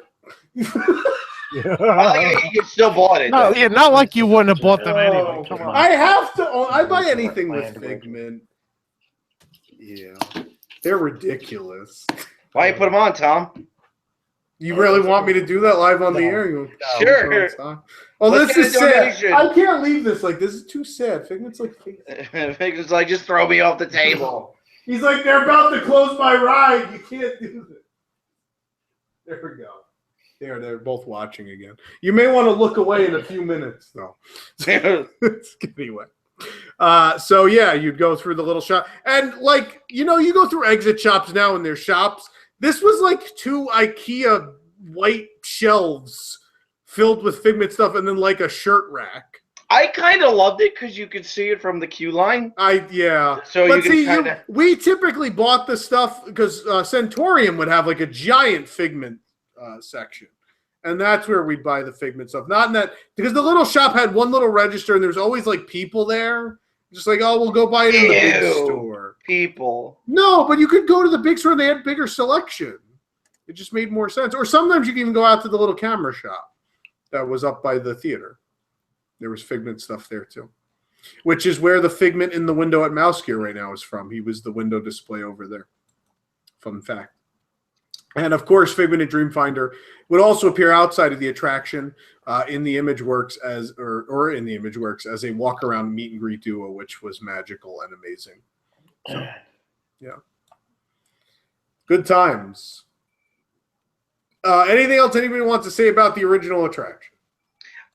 We've probably talked about it like to death, almost literally. It's an amazing ride, one of the greatest rides of all time. Yeah. Period. Nothing more encapsulated or ensconced the idea of just letting your imagination do whatever it wanted to. The trials and tribulations of being, letting it run wild, as it were. Yeah. Yeah, I think, like, for me, I often think about it, like, I love this ride so much, and I think it's so much of my early memories of Disney World. I kind of wonder if I would love Disney as much as I do now if it wasn't for this ride. Because it's, like, my favorite thing I've ever experienced in my life, more than any movie, TV show, or any other ride, is this attraction. And so I don't know. I mean, I think I'd still certainly like Disney World a lot, but this was something really special. I found that the picture of the 2-level sort of concept art that we talked about earlier on, I found 2 photographs of what looks like an actual scale model of that. I'm hoping we had the model pictures at our event. You were there, right, Jason? I was there. Yeah, I mean, I was gonna say most of you were there. I don't know that we had these. Yeah, let me see. We got them. I think Michael. Michael, you want to show them? I was going to load both at the same time, but okay, I'll do one at a time. I'll do one at a time. That's not the 2 floor. That's the final. Yeah, that's what it looks like. So that's the final, but if you zoom, make it a little bigger, Michael, if you can. That has the outdoor balcony. Oh, so that stayed on. See the outdoor balcony on the. You sure that's not the planter? No, there's people right here. there. Oh, over there, yeah. Look at that. Yeah, so I don't think that's the 2. But I mean, you've got the upside down waterfall there. It's just not operational in the model, but yeah. So this is sort of somewhere in between the 2. Yeah. But then there's certainly this is the second version of the model. Then yeah. So pull up the other one, Michael. The other one's looks much more like the original 2-floor model. Yeah, that's definitely it. That's definitely. That's kind of an entrance. Yeah, that's a really neat, like, entryway perspective on it. That's the model we had a bunch of pictures of at our event. Yes, but we didn't. We never had this picture. But this is a neat one. Yeah, that definitely became. Those will remain unseen because the presentation was unseen Epcot. Yes, we can't show those. Just these other ones I found. So, yeah, there's so much cool stuff off to the left. Maybe we'll release that video someday. We'll have to see. But yeah. So sadly, our journey into imagination has come to an end as the Kodak sponsorship terms. They were guaranteed a new attraction by the year 2000. Oh boy. Since the original attraction had a number of technical issues, it seemed that some major changes were needed anyway. So also every other original pavilion had pretty much undergone an update by this point. Spaceship Earth had 2, 86 and 94. Innoventions replaced Communicore in 94. The Universe of Energy was remodeled in 1996, Talon's Energy Adventure. Horizons was closed and/or seasonal, so there's that. The World of Motion closed to be updated in 96 and was becoming Test Track. And the Land had gone through its remodel in 1994. Obviously, Living Seas was the youngest pavilion. That and Wonders were the youngest pavilion, so they were still behind Imagination in the refurbishment order, but by this point it was time for Imagination to go, and both Kodak and Disney had sat down and decided they wanted something modern, hip, and edgy. And Disney CEO Michael Eisner was quite keen on removing the Dreamfinder and Figment as he didn't like them. This is so stupid. Yeah, there have been many accounts of meetings where he referred to them in derogatory terms. Oh, so Michael Eisner was generally good except for this one part. He didn't like Dreamfinder and Figment. I don't know why. At least he didn't put Iago and Zazu in here. Really? Is that any? I don't know if that's any worse. So since in 1994, next door to the ride, Honey, I Shrunk the Audience brought in an original concept of the Imagination Institute, and they decided, well, since we've already started this theme, why don't we carry it over next door? Oh boy. Even Dr. Nigel Channing, played by Eric Idle, would move over and become the host of the new attraction. And despite Michael Eisner's greatest wishes, Figment would be kept in a very small role to make guests happy, but the Dreamfinder would cease to be. In order to save money and avoid existing problems with the ride system, it was decided to eliminate the troublesome parts of the track and just reuse the remaining parts. The turntable scene would be completely removed from the ride with a floor put over most of it. The 80 ride vehicles were reduced to 32, with the other 48 being tossed away. They were not kept. They literally were loaded into dumpsters and carted off. So much fun. The load area would move inside the last leg of the turntable, while the unload area would now be about where the Magician Dreamfinder was located. To compensate for the shorter ride track, 3 ride stops were added because you really wanted to stay in here longer.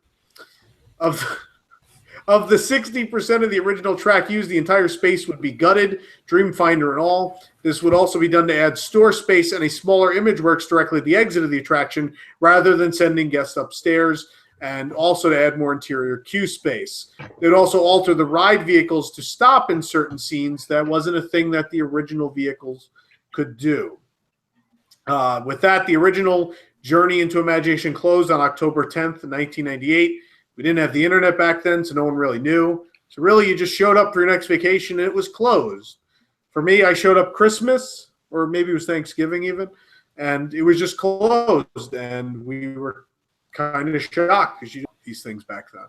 So yeah, we only had a month to say goodbye to Universal Energy and Great Movie Ride, but no one really had a chance to say goodbye to Journey into Imagination. So maybe still somewhat lucky, I guess. And yeah. So this thing happened. Look at this. I mean, this looks like garbage even from this view. And I'm not saying it just because it was a bad ride. Like this, like legitimately, they were like, how do we simplify They butchered this? How do we simplify They didn't this? simplify it. They butchered it. This is really, and again, the hyperbole happens all the time. This is the worst thing Disney's probably ever done. This was the first time in my life where I realized that something at Disney could be unenjoyable. Like throughout my childhood, that never dawned on me that something could be bad, like legitimately bad. Like yeah, there were things you maybe didn't like and you didn't do all the time, Like Mission to the Moon. Yeah, but like I wouldn't walk out of Mission to Mars and be like, I hate that. I'm never going on that again. This was legitimate garbage. Like it felt like I went to Six Flags. Like I don't know. It was worse than Six Flags. I don't know. You've been on that Houdini ride? It's pretty. I love the Houdini ride. So there's the original. Favorite. Look at this. This is the original. And now can we switch between the two? There we go. And look at there's like nothing going on there. Good, bad. Good, bad.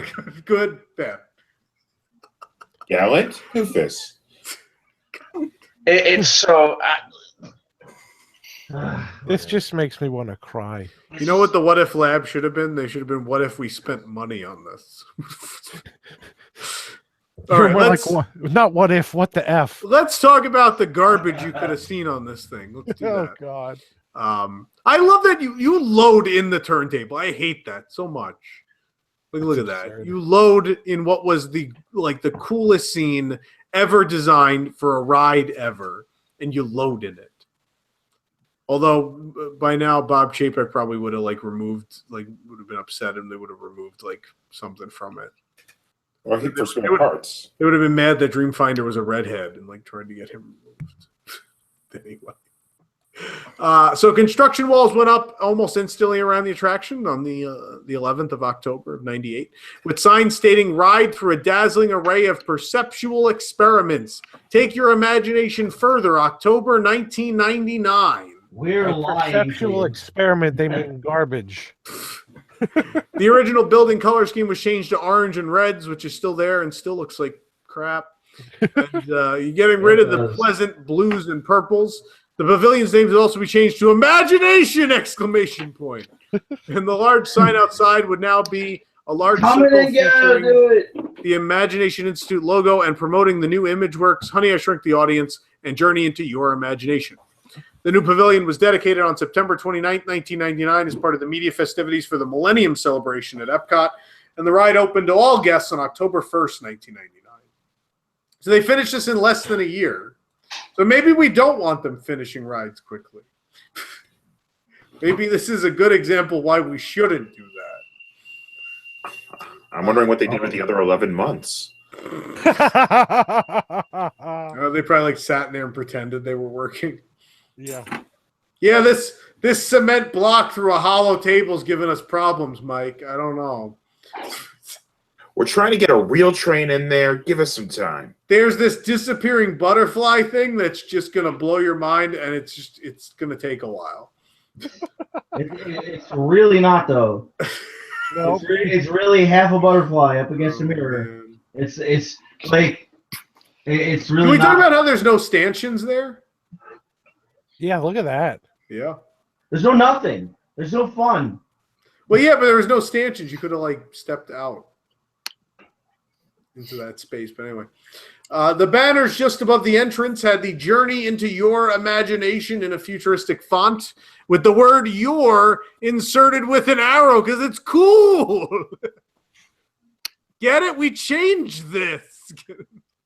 It's all about you. An obvious play on the original name, get it? The queue now takes guests inside of the Imagination Institute, passing through what appears to be an Art Deco-style office building with small exhibits displaying some of the Institute's history, like Weebo from Flubber, a moving portrait of Nigel Channing where Figment appears and disappears. It's shocking there's anything Figment in this. As well as a reception desk and the doors of many offices. Department signs on the directory include color, dimension, gravity, illusion, sound, and image works. One of these things is not like the other. We then pass a wall that has pictures of the Inventor of the Year award winners, Dr. Nigel Channing, Professor Philip Brainerd from Flubber, and Wayne Zielinski. Screen shaped like the Imagination Institute logo would be above head, with Nigel Channing coming on to make notes, like how listening to Mozart music has been proven to make people smarter. Some office, maybe the people who designed the ride should have listened to Mozart. I have never ever seen those screens do anything ever. Now they have Figment puts his butt on it and stuff. And then leaves. Yeah, and just giggles. Yeah. Some officers stop it. You sound like Smoker Figment. Well,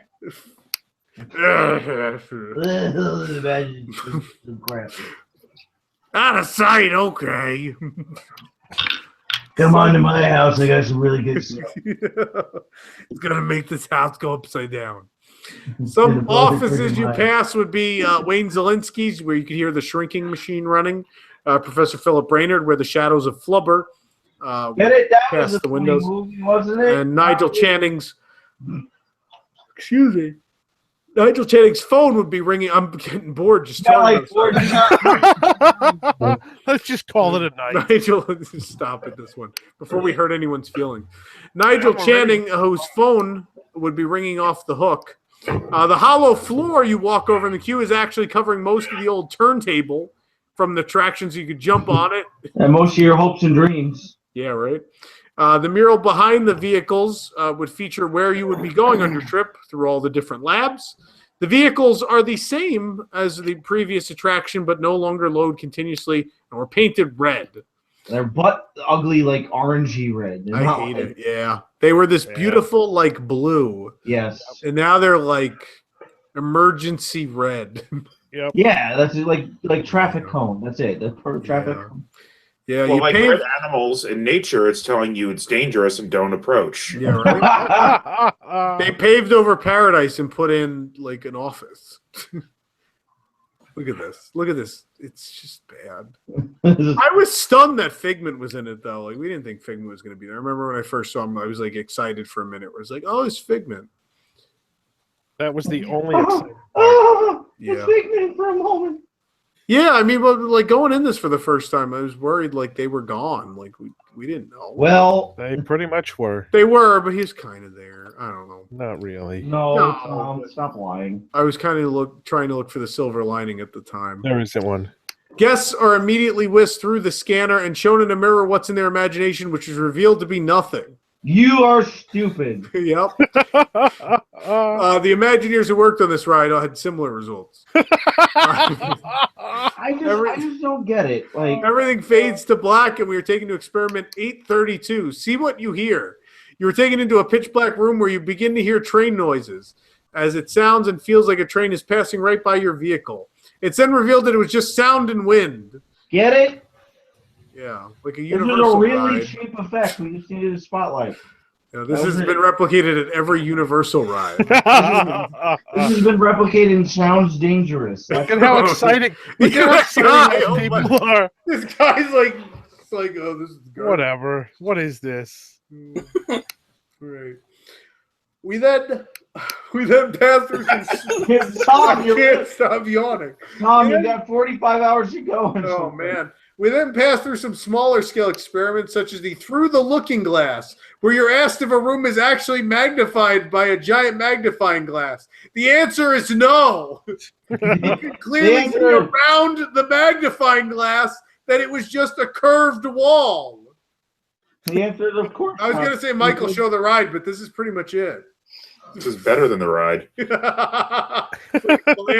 Blair Witch Journey into Your Imagination. Oh, look, everybody, computer banks. I know. Who needs a carousel of colorful animals? There were like 50 of them. There it is. Like, no, it's not real. We can see it's just curved behind it. Yeah. Or this was the dumbest thing. This is the worst thing I've ever seen in any ride. It's cement block pretending to go through this table. Michael, why are you not letting us see it? We need to see this happen. Well, it was so clear there was no glass there. But how are all the plates floating? They're on crap. You can see it. Yeah, look at that. Look at that. There's clearly not glass there. Who on earth thought this was a good idea? That's what I'm saying.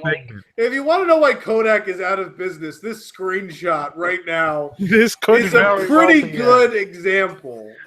Honestly, this is one of those times when you just don't it wasn't the internet time, it wasn't the fandom time, you didn't know how beloved this ride was. You could not have thought this was a good idea. No, you couldn't. It's kind of like, for anyone who's listening that's not a theme park person, for whatever reason you're listening, you know how Mario Party used to be fun, and then they decided to put everyone in a car and they all roll at the same time, and you don't play a mini game after, and you're just like, who thought this was a good idea? This is not fun. This is this. It's like it baffles the mind. Yeah, it does. It baffles. It's just it's like if you went on a ride through Ripley's. But not even. But if Ripley's had the dumbest exhibit. If Ripley's actually really sucked worse than it does. If anyone ever watched Gravity Falls, it's like the Mystery Uncle Stan built a ride to sell tickets to it. It's just this is all he could come up with, cheap illusions. So your little crummy museum, like that local science museum. That's this. Only worse. Don't offend my local science museum. I guess. Oh, this is such garbage. What was the budget for this thing, really? Negative $25. Never been disclosed. Kodak paid the whole bill on this, and I don't think Kodak paid very much. Do you even think it was in 8 figures, really? I think so much of the budget was reworking the building. I think moving the image works, that they spent so much on nothing. And this is the worst point in the history of Imagineering. This is California Adventure, Rocket Rods, Journey into Your Imagination. Oh no, I even think this was worse than Rocket Rods, because from what I heard, people who rode Rocket Rods at least kind of enjoyed it. Yeah, it was just short planning. I want everyone listening to understand that this ride was so bad that we just called Rocket Rods good. At least in concept. Yeah, at least in something like that. That just happened. Rocket Rods was called good. Rocket Rods we're going to say Light Magic was okay. This might still be better than Superstar Limo. No, Superstar Limo. They're pretty even. Superstar Limo was kind of fun. You mean Superstar Limo? Yeah, but I think California Adventure suffered more from a lack of budget. This suffered from a lack of imagination. Yeah. I know, but I think this is both. I think it's clearly both. I don't think they had a budget. Lack of brain cells. This ride has no animatronics. How could you work for Walt Disney Imagineering and have anything to do with this? Like, I would think even just getting through the front door would require some sort of creativity. Like you would kind of like if I was an Imagineer and they said, "Here, do this," I would be like, "I quit." Like, get out. I mean, you want a paycheck. So, I mean, there's probably the sad thing to think about is there's probably some really talented people who worked on this project. I want to talk. I want to give you an example. When we did the California Adventure rededication, like media event thing, I interviewed, I forget his name, but good job. He did Buena Vista Street. And Buena Vista Street's wonderful. I didn't know, but he brought up in the project. He's like, "Yeah, I worked on doing the original entry area." So he did Sunshine Plaza, which was not good. But this man also did Buena Vista Street, and we learned. And in the course of the interview, he said he worked on Sunset Boulevard at Hollywood Studios, also very good, and a number of other very good things. So how do you end up on a bad thing like that? Because you have bad management, you have no budget, and you have a bad concept. That doesn't necessarily mean that everybody that worked on Journey into Your Imagination was creatively bankrupt or not good at their job. They may have not had a choice. Was that Barry Braverman?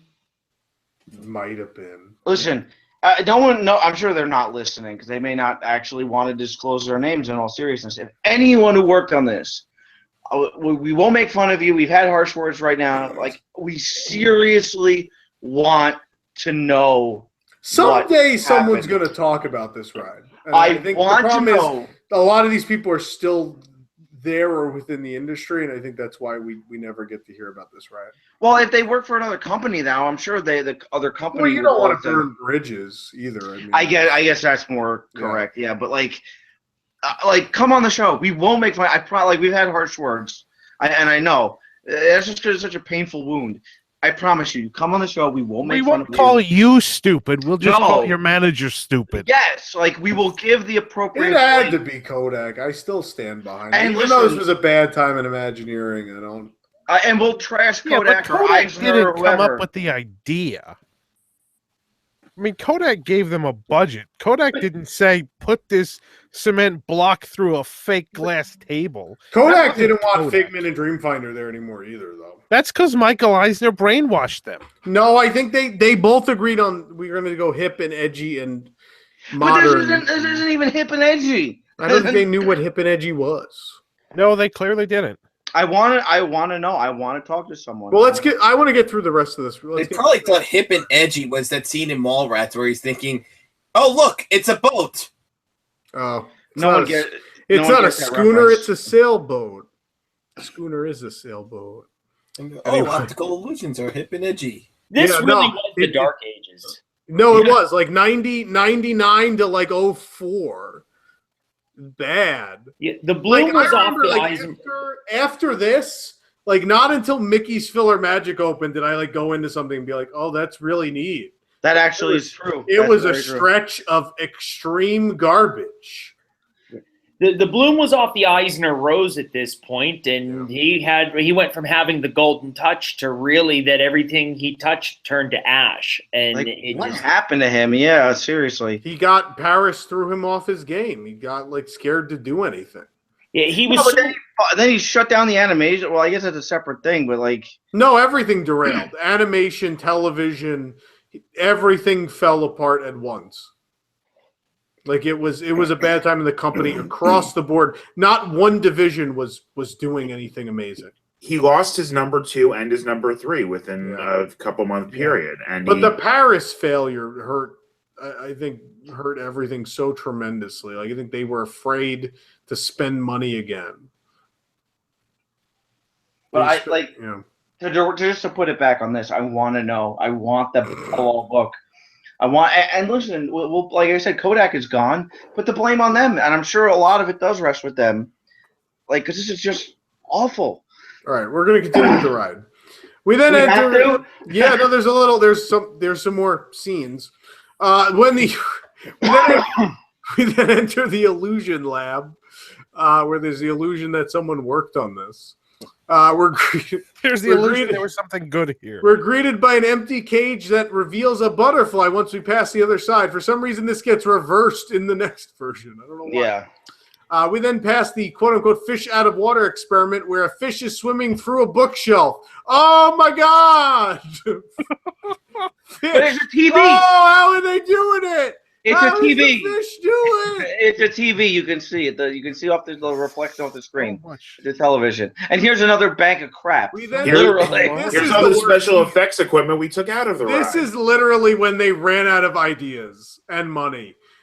This is the color of sound. I don't remember where this at two all. large light walls / screens change colors and intensity based on the sounds being played.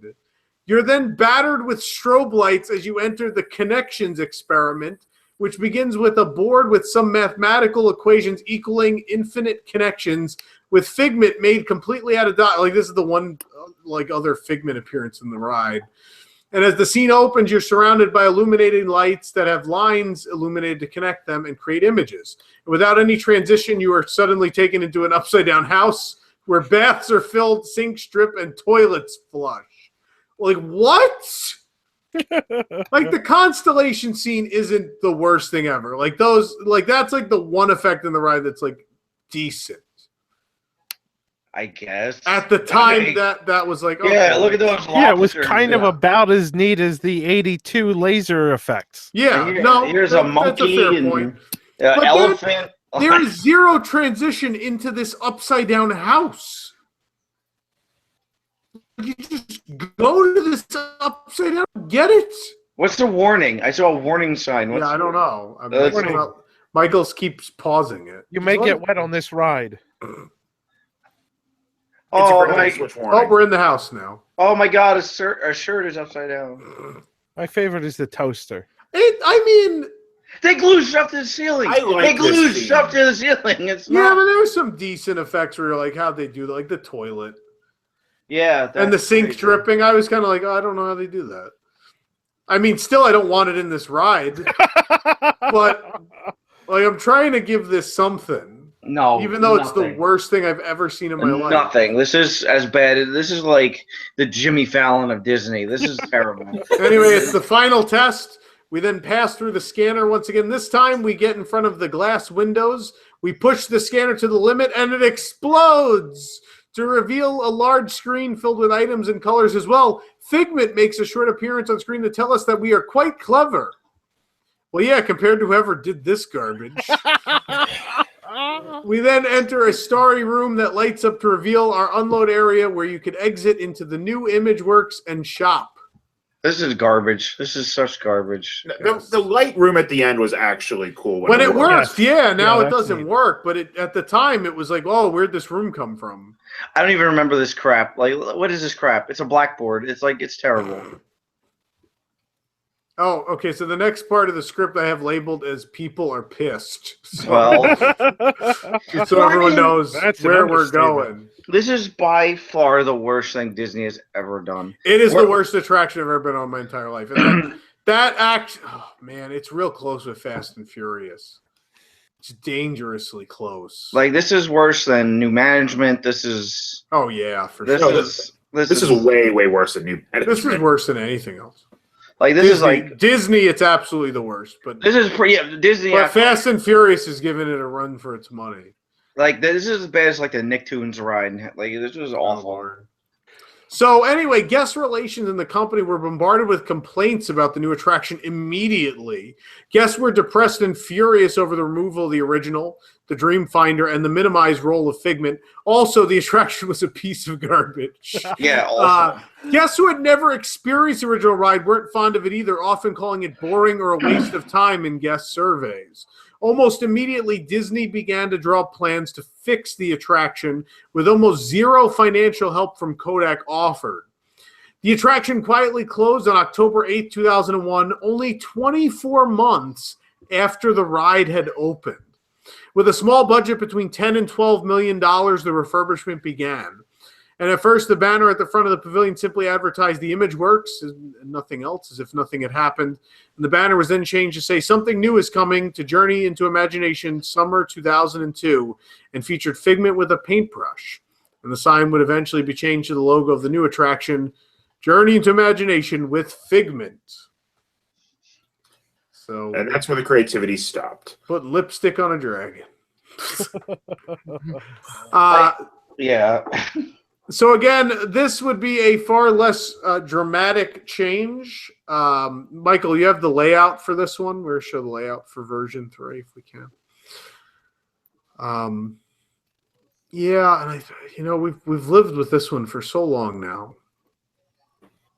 So this is obviously the same track layout, but they, with $10 to $12 million, I'm kind of amazed what they accomplished. That's not a tremendous amount of money for this. And I'm just kind of amazed that this team was able to change as much.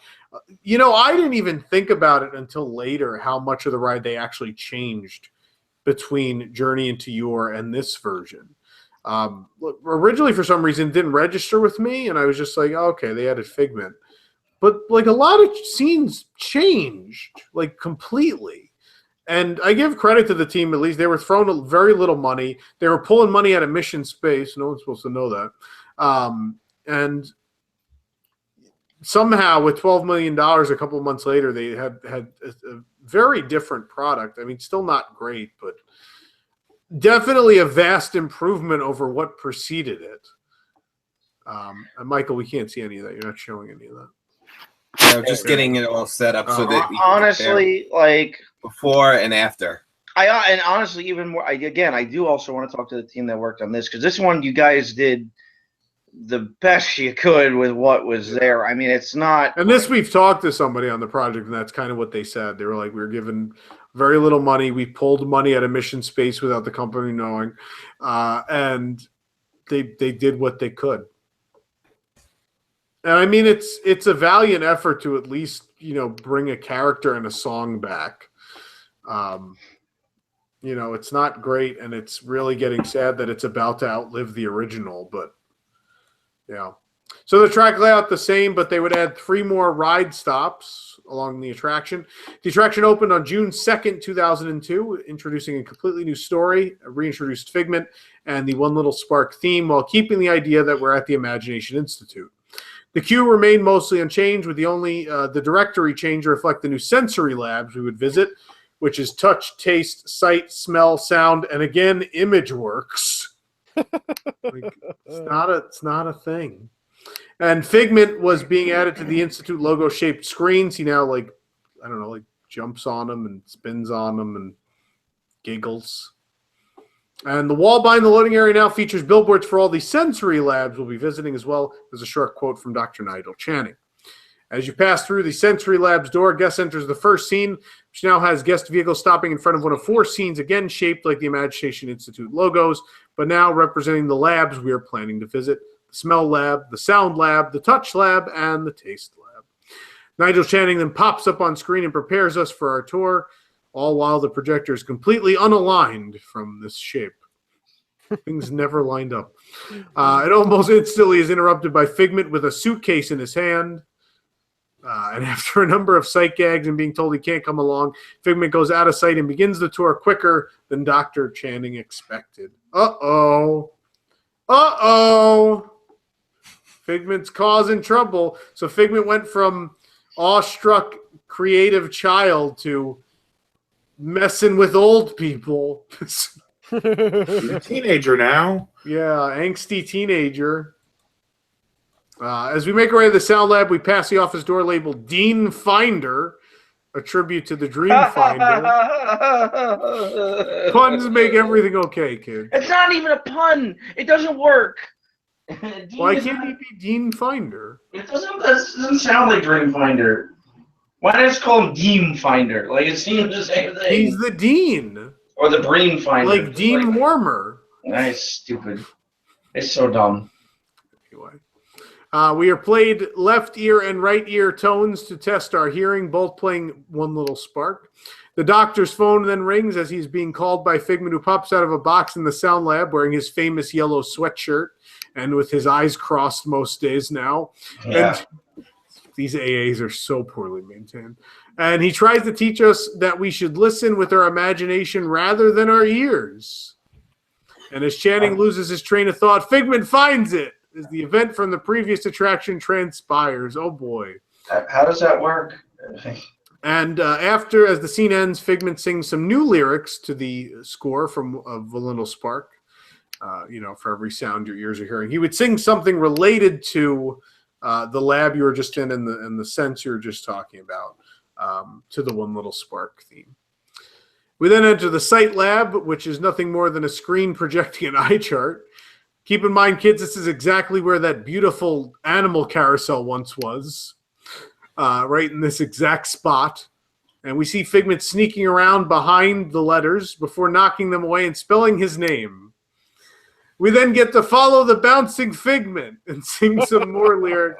It is the one good thing. Follow the bouncing Figment's my favorite. And we get to sing again some different lyrics to One Little Spark. After this, the caged butterfly returns, now appearing first, then being set free as Figment gives the cue that the imagination is best when it's set free. And you then enter the Smell Lab, everyone's favorite. You pass by tubes with all sorts of puns like pew pressure and common sense, things like that. We're placed in front of a huge smell canister where Figment appears to let the good times roll. And we win 1 cent as Figment transforms into a skunk and sprays us with an unpleasant odor. After leaving the scene... What was that? An unpleasant odor, chili dogs. Well, no, Smell that, sir. It's kind of the hallmark of all bad attractions, though, and an accompanying bad odor. After leaving the scene, we pass 3 office doors for the Laugh Lab and the Dream Lab, reaching a dead-end door leading to the Touch and Taste Labs. At this point, Dr. Channing changes his mind and ends the open house, leading Figment to take us on his open house instead. And with a flash of light, the next room goes... This used to work, kids. With a flash of light, the next room goes black, and a number of blacklight signs. This used to, appear out of nowhere. Now it just turns on. Blacklight signs and such show the way to Figment's upside-down house. Among the props inside are a Figment pickup truck, Figment eating popcorn in front of a TV, playing those classic animated clips, my favorite part of this ride. Figment taking a bubble bath, the Figment coffee pot, the tea kettle, and my favorite, Figment going through the fridge, which, in case you don't know, is called a fridgement. Oh, gosh. Fridgement of the imagination. We then go on Figment's commute to the Institute, which consists of purple illuminated feet going all over the wall. And then this is where the original theme kicks back in, and we hear those original lyrics, where Dr. Channing also chimes in, now understanding that the imagination works the best when it's set free. And then the screens and walls explode, revealing a scene with several Figments doing various activities, which is kind of like the original ending, but only if they were all static figures and shoved in your face. But it's kind of along the same lines. There's Figment in a hot air balloon shaped like a light bulb. Figment as a painter shooting a rainbow that becomes Figment as the Mona Lisa. Figment hang gliding on sheet music for One Little Spark. Figment as a construction worker / independent contractor / village person. Mountain climber Figment. Puppeteer ballerina Figment. I'm still trying to figure out that one. It then becomes a space scene where they've brought back that famous hitchhiking Figment in the spacesuit and everyone's favorite, the Eric Idle moon. Who doesn't love the Eric Idle moon? I wonder how many millions went into this. The Eric Idle moon reminds me so much of the creepy moon from Zelda. Oh my gosh, like it the does. one that crashes into Majora's the Mask that yeah, kills everyone. Yeah, there it is. Oh man, no! Final day. No, make it stop. Someone get an ocarina. Someone get a bulldozer. It's almost unsalvageable now. That's even worse. That really is. It's so scary. Oh, holy crap. I want your soul. Oh, man, that's bad. Wow. Please, you have to take that off. I can't look at that. And that's this ride. I was okay with it when it first opened because my thought was, okay, in a couple of years they're going to come and fix this. And now, guys, it's been 15 years. That's It's insane. like days away from outliving the original now. It's going to happen. That's literally insane. That's I can't. Yeah. Well, let's see. The original was what, March of 80. Was it March of 83 to October of 98? Was that 15 and a half? Yes. Yeah. And now June. Oh man, next month. What a Christmas present. Oh, next week. Oh no. It's like in a week from now. Oh my God. December 2nd or December 3rd. Oh my It will outlive. This is the worst. Excuse me while I go vomit. Isn't that bad? Cross your fingers for Inside Out. Cross your I fingers don't for know lightning about to that. strike the building and burn it down. You know, honestly, at this point, like Just you burn it could down. have done an amazing redone version 2.0 of this ride with trackless. It's just technology amazing how many times it got skipped over. Like, I saw blueprints in like 2006, and then nothing ever happened. It's too late. Get rid of it. It's too late. Bulldoze it. Well, yeah, I mean, this version needs to go regardless of what you Bulldoze put there. it. So let's talk about that. There were rumors of removal. Like with overall, this was accepted better by guests. Journey to Imagination with Figment has never felt like a permanent addition. Within the first few years, rumors of a new attraction began to go around. Rumors of a return of the Dream Finder were certainly around for a while, but those faded away. Then a couple years ago, there was leaked artwork that showed a proposed makeover of the entire pavilion themed to Disney Channel's Phineas and Ferb. And it's unclear how far that made it. Maybe it never made it past that concept art, but that was a thing. That was a dumb idea. And then in more recent years, for this upcoming overhaul of Epcot, it's been rumored that Disney Pixar's Inside Out would take over in an attraction also starring Figment. This would be because a Figment appears briefly in an Easter egg in the imagination part of the film. And the attraction was not announced for Phase 1. And now, from what we're hearing, it could go either way. It may not be what happens. What the alternative plan is, we don't really know. But I think you can do we've got really, some time. I think you can do an amazing Mystic Manor style ride with Figment instead of How many Albert. more trackless rides are we gonna get? I mean, just like it doesn't have to be trackless, but that kind of ride. You should have kind of remade the original with a trackless ride system, but now you already have a trackless ride coming to Epcot. You're gonna have Ratatouille. Although Studios is getting two. I mean, Mickey, Runaway Railway, and Battle Escape are both trackless. That's true too. That may not matter with a ride like that. That's the thing, is if you think about like how many Omni Mover attractions Epcot had when it opened, that's True. just like They always had some gimmick that kept them a little different. Yeah. It has nothing to do with the ride vehicles as much as the ride Same thing itself. with like Mermaid Mansion or like Transformers and Spider-Man. It doesn't. I don't care that they're all trackless. I mean, it makes so much more sense nowadays to make them trackless than an Omni Mover. So do it. That's fine. I don't, Really, this was this ride more than any other rides. You could have just changed the animatronics, updated the effects, and you would have been set. It is literally timeless. It's a timeless IP, a timeless subject matter that sells merchandise, and it's never going to be outdated. People are never going to stop imagining stuff. It's literally timeless. I don't know what they were thinking. It's frustrating because this is basically a do whatever you want card. Technically, the imagination could be anything, and they went with the most brainless. It's kind of the opposite of analyzation, and I guess maybe they were looking for that dichotomy, but it sucked all the fun out of it. And by putting it, it's like, oh, we're going to do each of these little tests. It's like, stop. Just have color, light, words, stories. These are all, so what they should do. Inside Out wouldn't be terrible because it was a good movie, but with incredibly creative visuals. That would make a fine dark ride, and at this point, I wouldn't complain. What I would like to see is a new Figment ride that uses technology to inspire.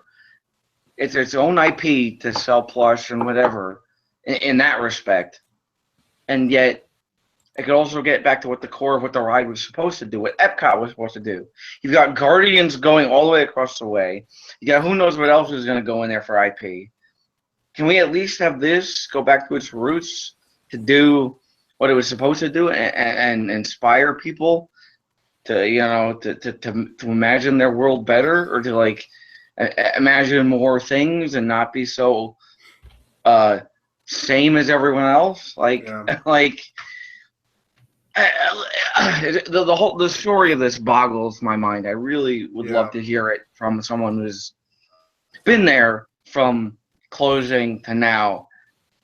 But I think the silver lining is whatever happens, he's going to be there. It's going to be better. He sells too much merchandise. The silver lining is he's going to be there. Too many people to not be there. He's going to be there, and it's not going to suck as bad as it does right now. Yeah, I mean that's what's going to happen regardless of what happens. It's just and maybe you know, and the wonderful thing could be so the rumor going around right now, and I haven't even really talked about this publicly. Tom Fitzgerald was put on the Epcot overhaul, and Tom does a lot of IP stuff. Tom is supposedly no longer in charge of the entire Epcot overhaul. Tom has been relegated to World Showcase, if rumors are correct. Someone else has been put in charge of Future World, and I can't really say who, supposedly. But they're somebody that's probably going to work harder to keep that uniqueness. Like, yeah, there will be island places, but we may have some shining examples of you might have this nice blend of what Epcot was and this new amalgamation with IPs connected to that edutainment aspect. I just think I'm suddenly very optimistic about what's going to happen with this guy. And this, it's not even about iPlay. We could get into that discussion, and it's not even about edutainment. We had that discussion as well, that Epcot should, you know, teach and inspire, and that's a separate discussion. This ride specifically was not even about education. It's about creativity and inspiring, and it was the most creatively bankrupt project in the entire property. Still edutainment. It's about teaching you the importance of creativity. You're not teaching a subject in school. It's not like no, but just because it's a more abstract subject doesn't make it not educational.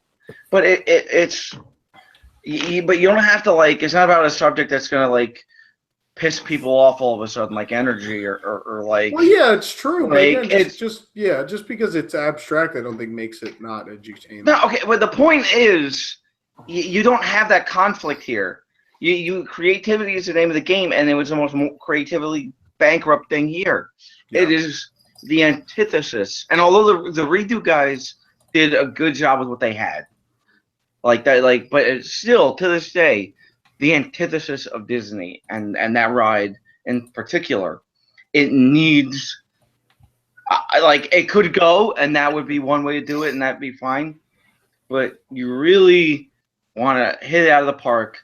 It needs to once again be that example of what Disney does better than anybody else, you know, and that's inspire. You know, like I don't, you know, I like Universal, but no Universal ride in history is going to inspire me like this one did. Yeah, to be a storyteller, to draw, to write, to, you know, be happy. You know,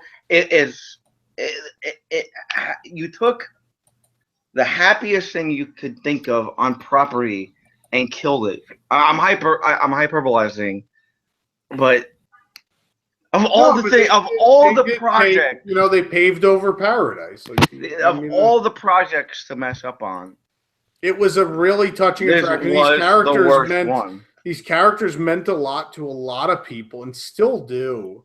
And I know people fight for the other stuff that's gone from Epcot, but there was so much reasoning by far for those things going away. And with this, there wasn't, because these were timeless characters. This is an attraction like Mansion or Pirates that could have had significant scene upgrades and remained completely relevant. 100%. Like I wouldn't even. I can't emphasize how much this was the project not to mess up, and they did. And then they're leaving it there. Like, it's a shame, and it needs to be redone. And I'm happy to hear hopeful news. But that's what I know. Part of Back to the Future is we're into the future now. So Yeah, if everybody wants to ring in on what they'd like to see, or an inside-out replacement would not make me upset. Like I would think, okay, it's definitely time to get that out of there. But what I would love to see is a Figment ride that goes in, especially now with technology that can visualize what we think.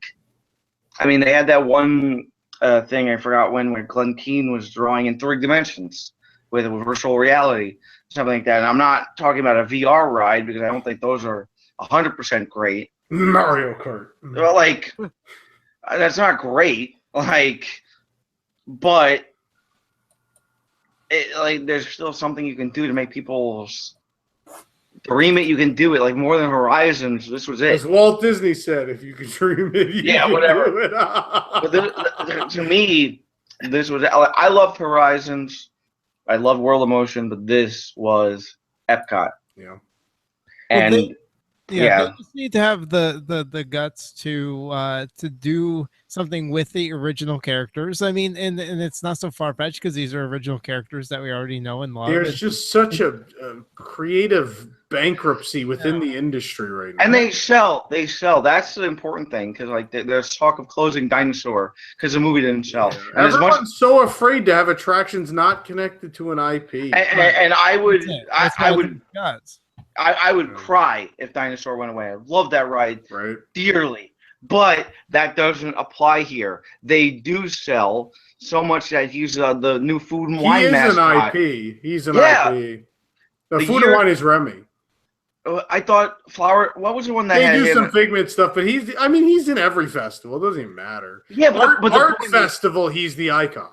People buy it still. Yeah. He is an IP that doesn't apply here. So you're thinking, oh, let's throw Guardians in this and Frozen in this. That's here with this. You don't need to do that because it's already selling merch. And to Scott's point, that one of the reasons that Figment has stayed in the attraction and within the park is because the estimates are that Figment, there's $500,000 in Figment merchandise that is moved every year. If something was actually done in a positive, creative manner, how much would that increase? And it's not about shoehorning a popular film into the attraction. It's about taking the IP that you created, that you owned, that you really matured, and allowing that to be sort of the driving force behind something great. And I think that's what the terrible misstep now for more than 15 years has been. Yeah, could you imagine the Figment merchandise you could sell if he was once again like happy and like creative? Absolutely, but to the reverse of that, how long will this go on with this awful attraction, and the Figment merchandise sales will be able to maintain? At a certain point, I would think that there's going to be a law of diminishing return. They're going up. Which is crazy considering he defies logic. It does. So what would happen if there was actually a solid attraction behind Could you imagine? the character? It's in the millions every year. He sells millions of dollars a year. Because he's cute. It's a timeless design. He's cute. It's nostalgia, but also people I think normal people just look at it and are like, he's innocent. I like him, yeah. He's innocent and cute, and he can be Even funny. though the ride is garbage, people don't really care. They care more about the character than the ride. Yeah. Absolutely. The ride does not sell any Figment merchandise. No, not at all. This needs to become the Mystic Manor. We need a ride. What we need is a ride to sell socks.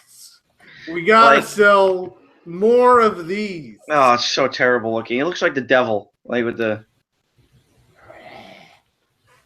Well, this represents the 2 bad versions of the ride. These are the Figment devils. It's a shame. Like this was the one project that they could have They should it not can have still messed up. happen. Like, we shouldn't be doom and gloom. It's not like it can't still happen. No, it can. We're just still waiting. It's also been almost 2 decades. So it's sad that the last time we did this segment, I think we felt like we were close, and now it's been years since And we did this. actually feel like we're not as close. Now it feels like it's further away. Yeah, you're right. Exactly. We're not as close as we might have been the last time we did this show. And I They mean, got to finish Ratatouille and Guardians, and we're still talking like 2021-ish. So yeah. And what I think is, I'm sorry, Jason, go ahead. The other thing that I was going to say is that it's not even that we're excited to look forward to a new Figment, right? It's not like we don't think they could do it. It's not like we don't think they could pull it off. It's not. It's that we've had to live with this garbage for 20 years when they could have just left well enough alone. Yeah. That's kind of what it comes down to, is that, there was no real good reason for them to do what they did. I feel like I'm saying this on every freaking show. There was no good. This was back in 1998. There was no good reason for them to do what they did, because people liked it and it was a good ride, and they spent money and got no return on it, and then spent more money and got no return on it. And now we've been saddled with the piece of garbage for 20 years almost, and we still don't know when we're going to get a good Figment ride back. It's like it's just not the way the world should work. It feels like in the last 10 years, there's been too much of a concentration on what popular IP to tie Figment to. And I don't think that's necessary. I think similarly with Guardians, it wasn't necessary to bring that IP into Epcot. I'm fine that it has been brought into Epcot, but this attraction does not need a popular IP. It did not need Phineas and Ferb. It does not need Inside Out. Although Inside Out, I guess, will fit better than most other ideas that they've had.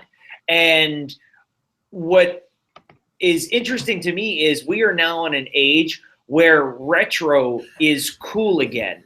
And so while there would be this great expense, because as Tom said, they literally threw away more than half of the ride vehicles, but to maybe take it back to its original state, while I'm sure would be an enormous expense, very well may be worth that as opposed to trying to tie it to a current film release. Yeah, I mean, everybody's talking about Inside Out. I didn't think Inside Out was that big of a movie. Was it that popular? It was the highest grossing non-sequel they had. Yeah, it was big. I also think it's a wonderful film. I don't think it's the best one they've ever done. It's like my number two. I was going to say outside of Toy Story. Certainly, that's really. Fine. I mean, what imagination needs is not Inside Out. I mean, they could put Inside Out, and I'm not necessarily opposed to it. It just needs a really good. It just needs a good attraction. It literally is Wonders of Life. It should be Wonders. And Inside Out screams Epcot. It's a movie that has a lot of teaching about mental health. I think, God, those characters could have been original Epcot characters. Let's not lie. Hell, half that idea was ripped from Cranium Command. Anyway. Cranium Command. I was gonna be like, Doctor worked on Cranium Command, and he's sitting in interviews like, oh, I don't know where I got the idea from. I guess I did work on Cranium Command. Oh my Lord. Yeah, sure, Pete. It's Cranium Command. It belongs in Wonders of Life, and that plot has been empty for. Yeah, imagination just needs a good ride with Figment. It doesn't need any IP. Absolutely. Yeah. Any other thoughts? Figment video game. You know what I think is going to happen? Figment Saturday morning cartoons.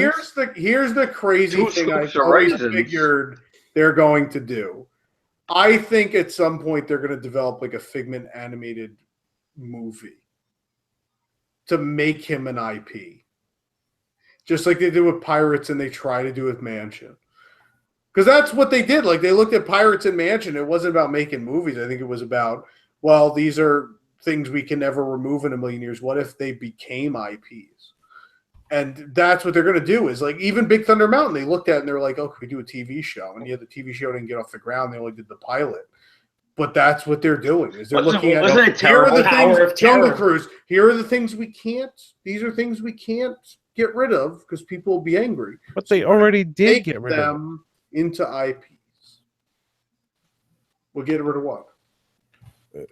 the original attraction. What are you talking about? Journey into Imagination. But the character still exists. Doesn't the matter. character exists. They You can't get rid of the character.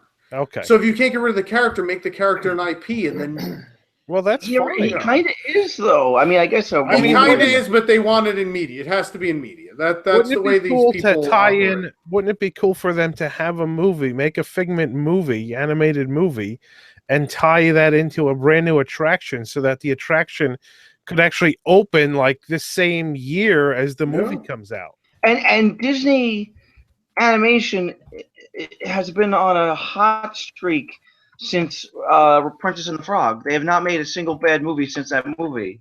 They've all been amazingly wonderful animated movies. Do that. Make it an animated, like make it a mainstream.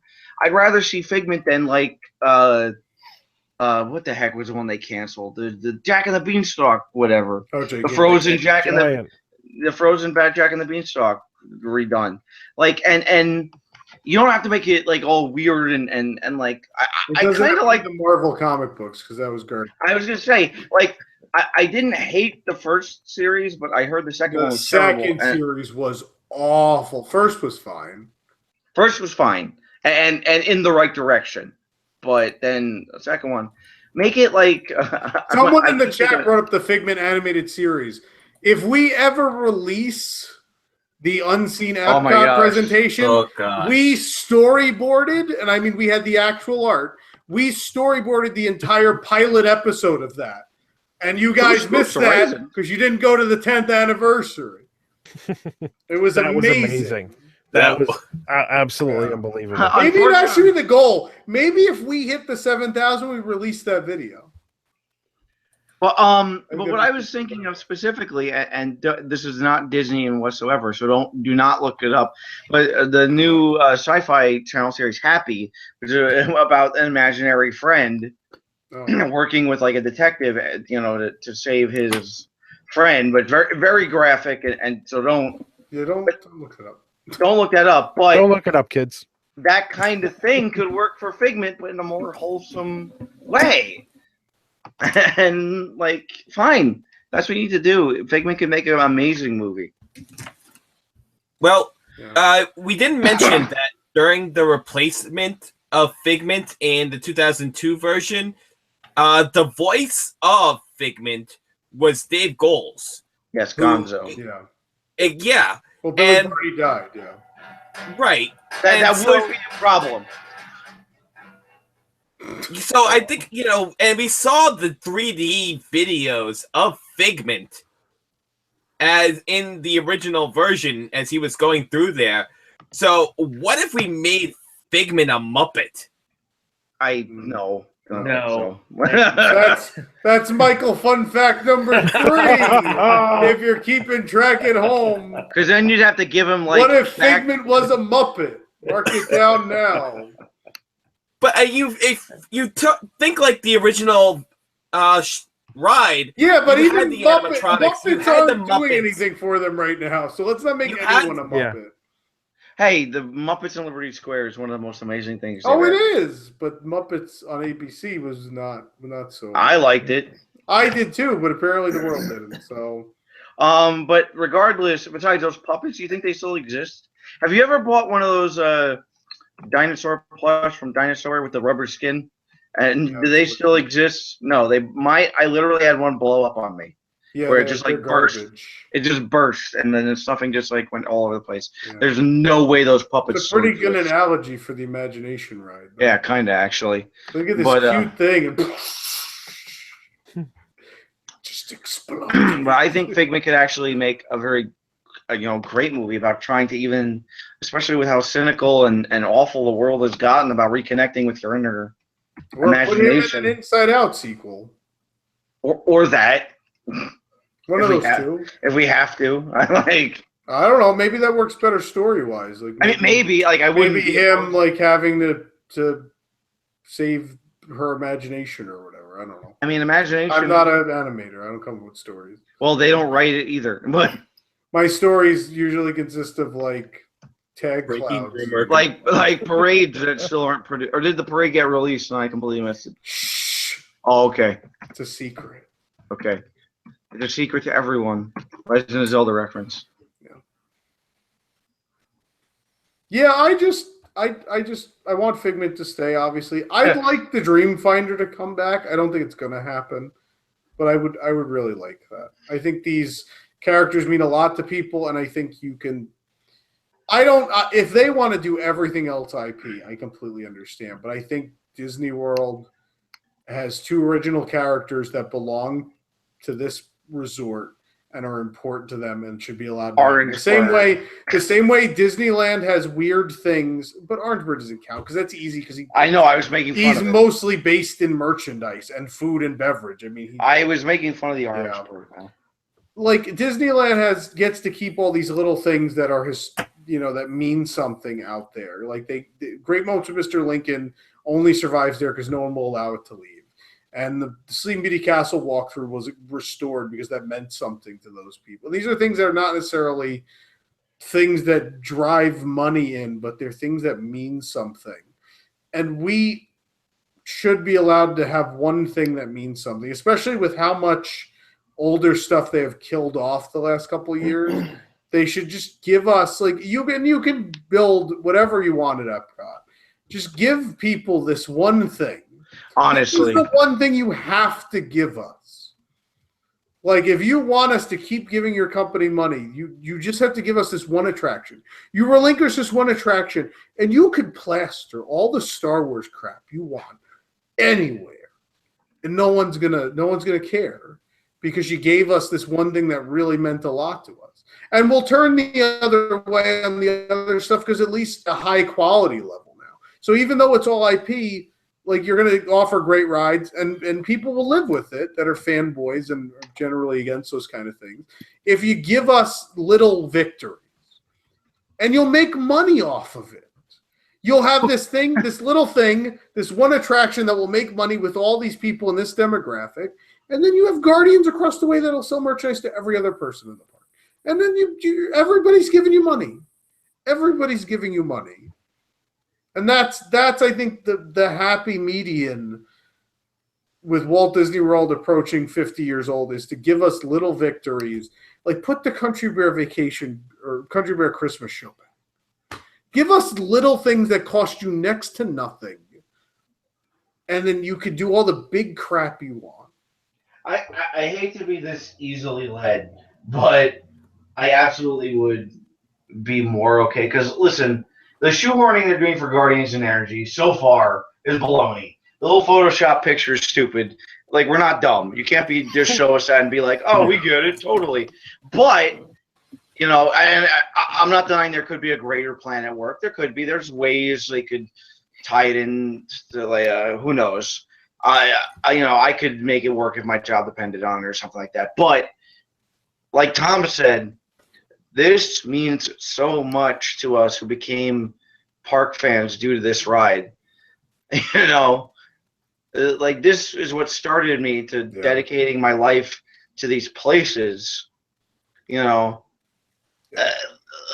I still remember it. I still remember writing it with my grandmother and singing, like, to the song. That's incredible. It's perhaps my earliest memory.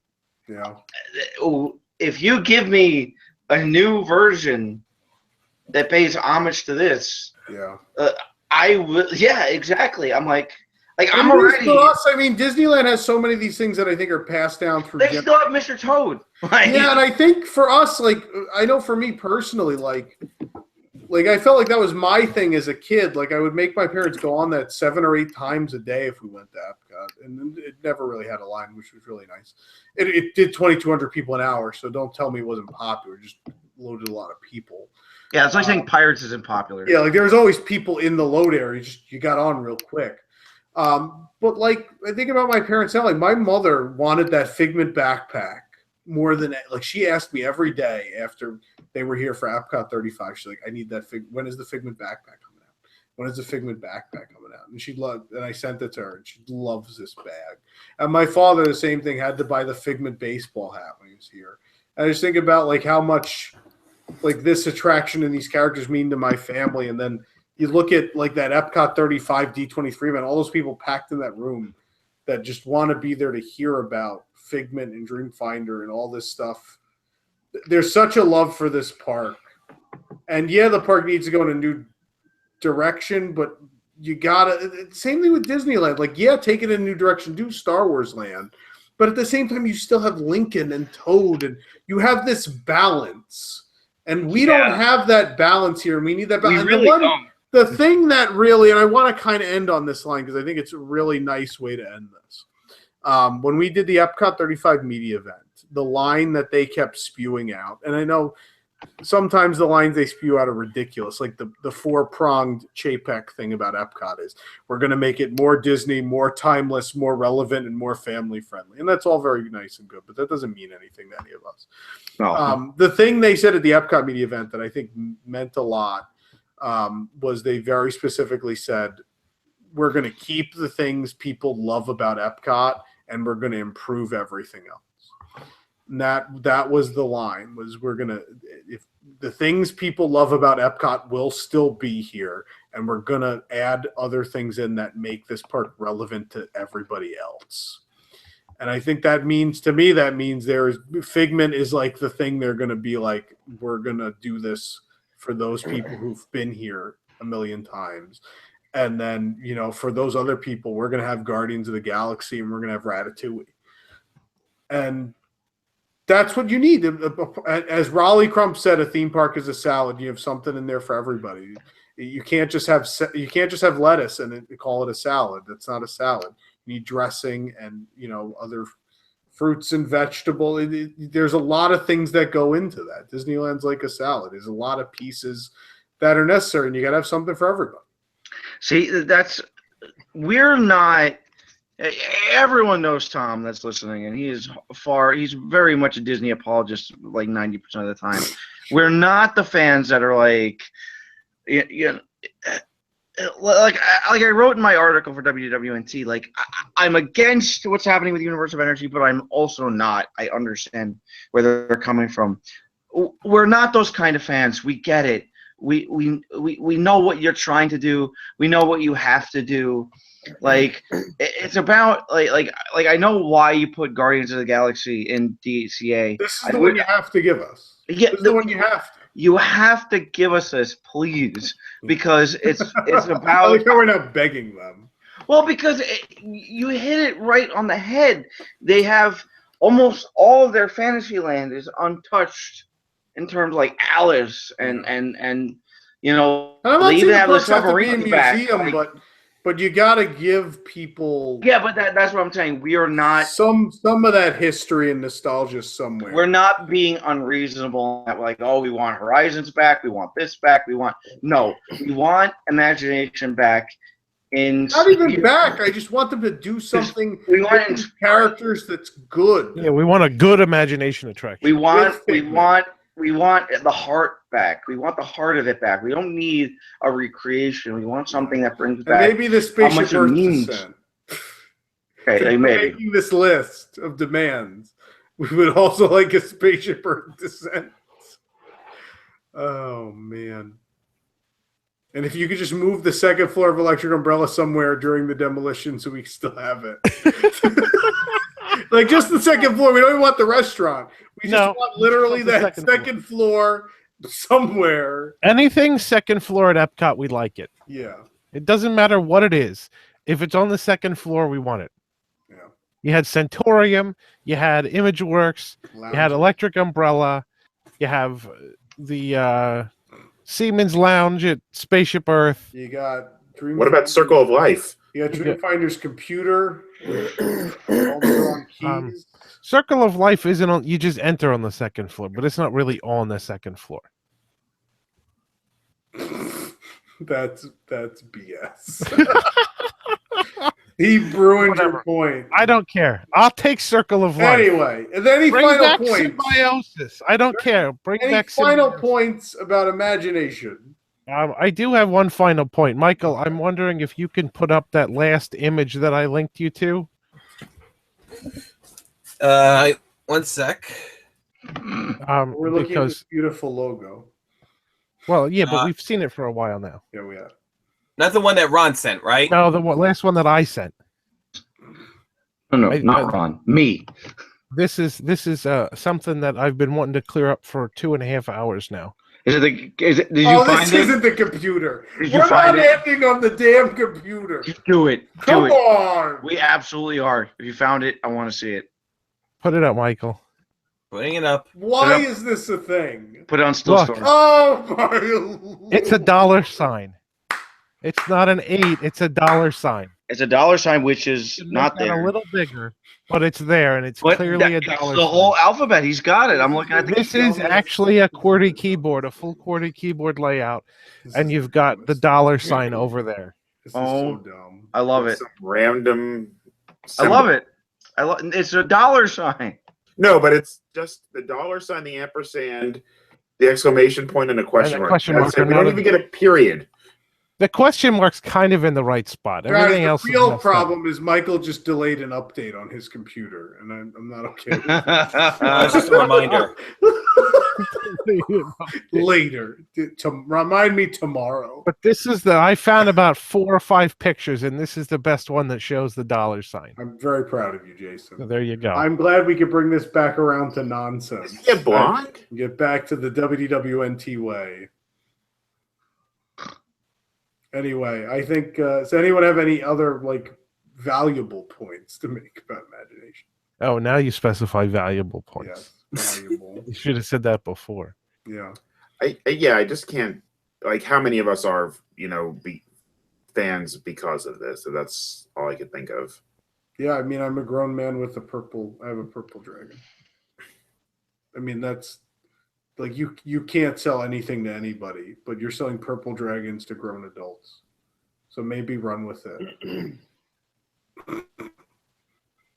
Yeah, if people there are was, buying these. People are wearing this. if there was anything in the history of any Disney There's no park, Rocket Raccoon socks like this. Actually, there might be. But they're not being sold like this. if there was anything in the history of any Disney park anywhere that I would like to see come back, even more than the original Universe of Energy, I think it's Journey to Imagination. I think we all. Man, we've made $25, by the way. Woohoo! This is going well. Hey, if you enjoyed this amazing history segment that requires a lot of work and prep from a lot of people, Even though you should probably donate, because we don't want the money. You should give the money to the tots who don't have toys this holiday season. So donate at toys.wdwnt.com now. Come on. A lot of people work really hard to do this to raise money for a really great charity. You So could please donate Figment toys. No, you can't. Well, I mean, they have tags and stuff, I guess, but I'm not. You could sell the Figment toys to Tom and donate the proceeds. Yeah, there you go. And I'll give the money to the charity. Tom will pay like $25 for every original Figment toy you send him. Sure. Anyway, well, I think that's going to complete our journey. So you can take it away, McFly. Whoosh.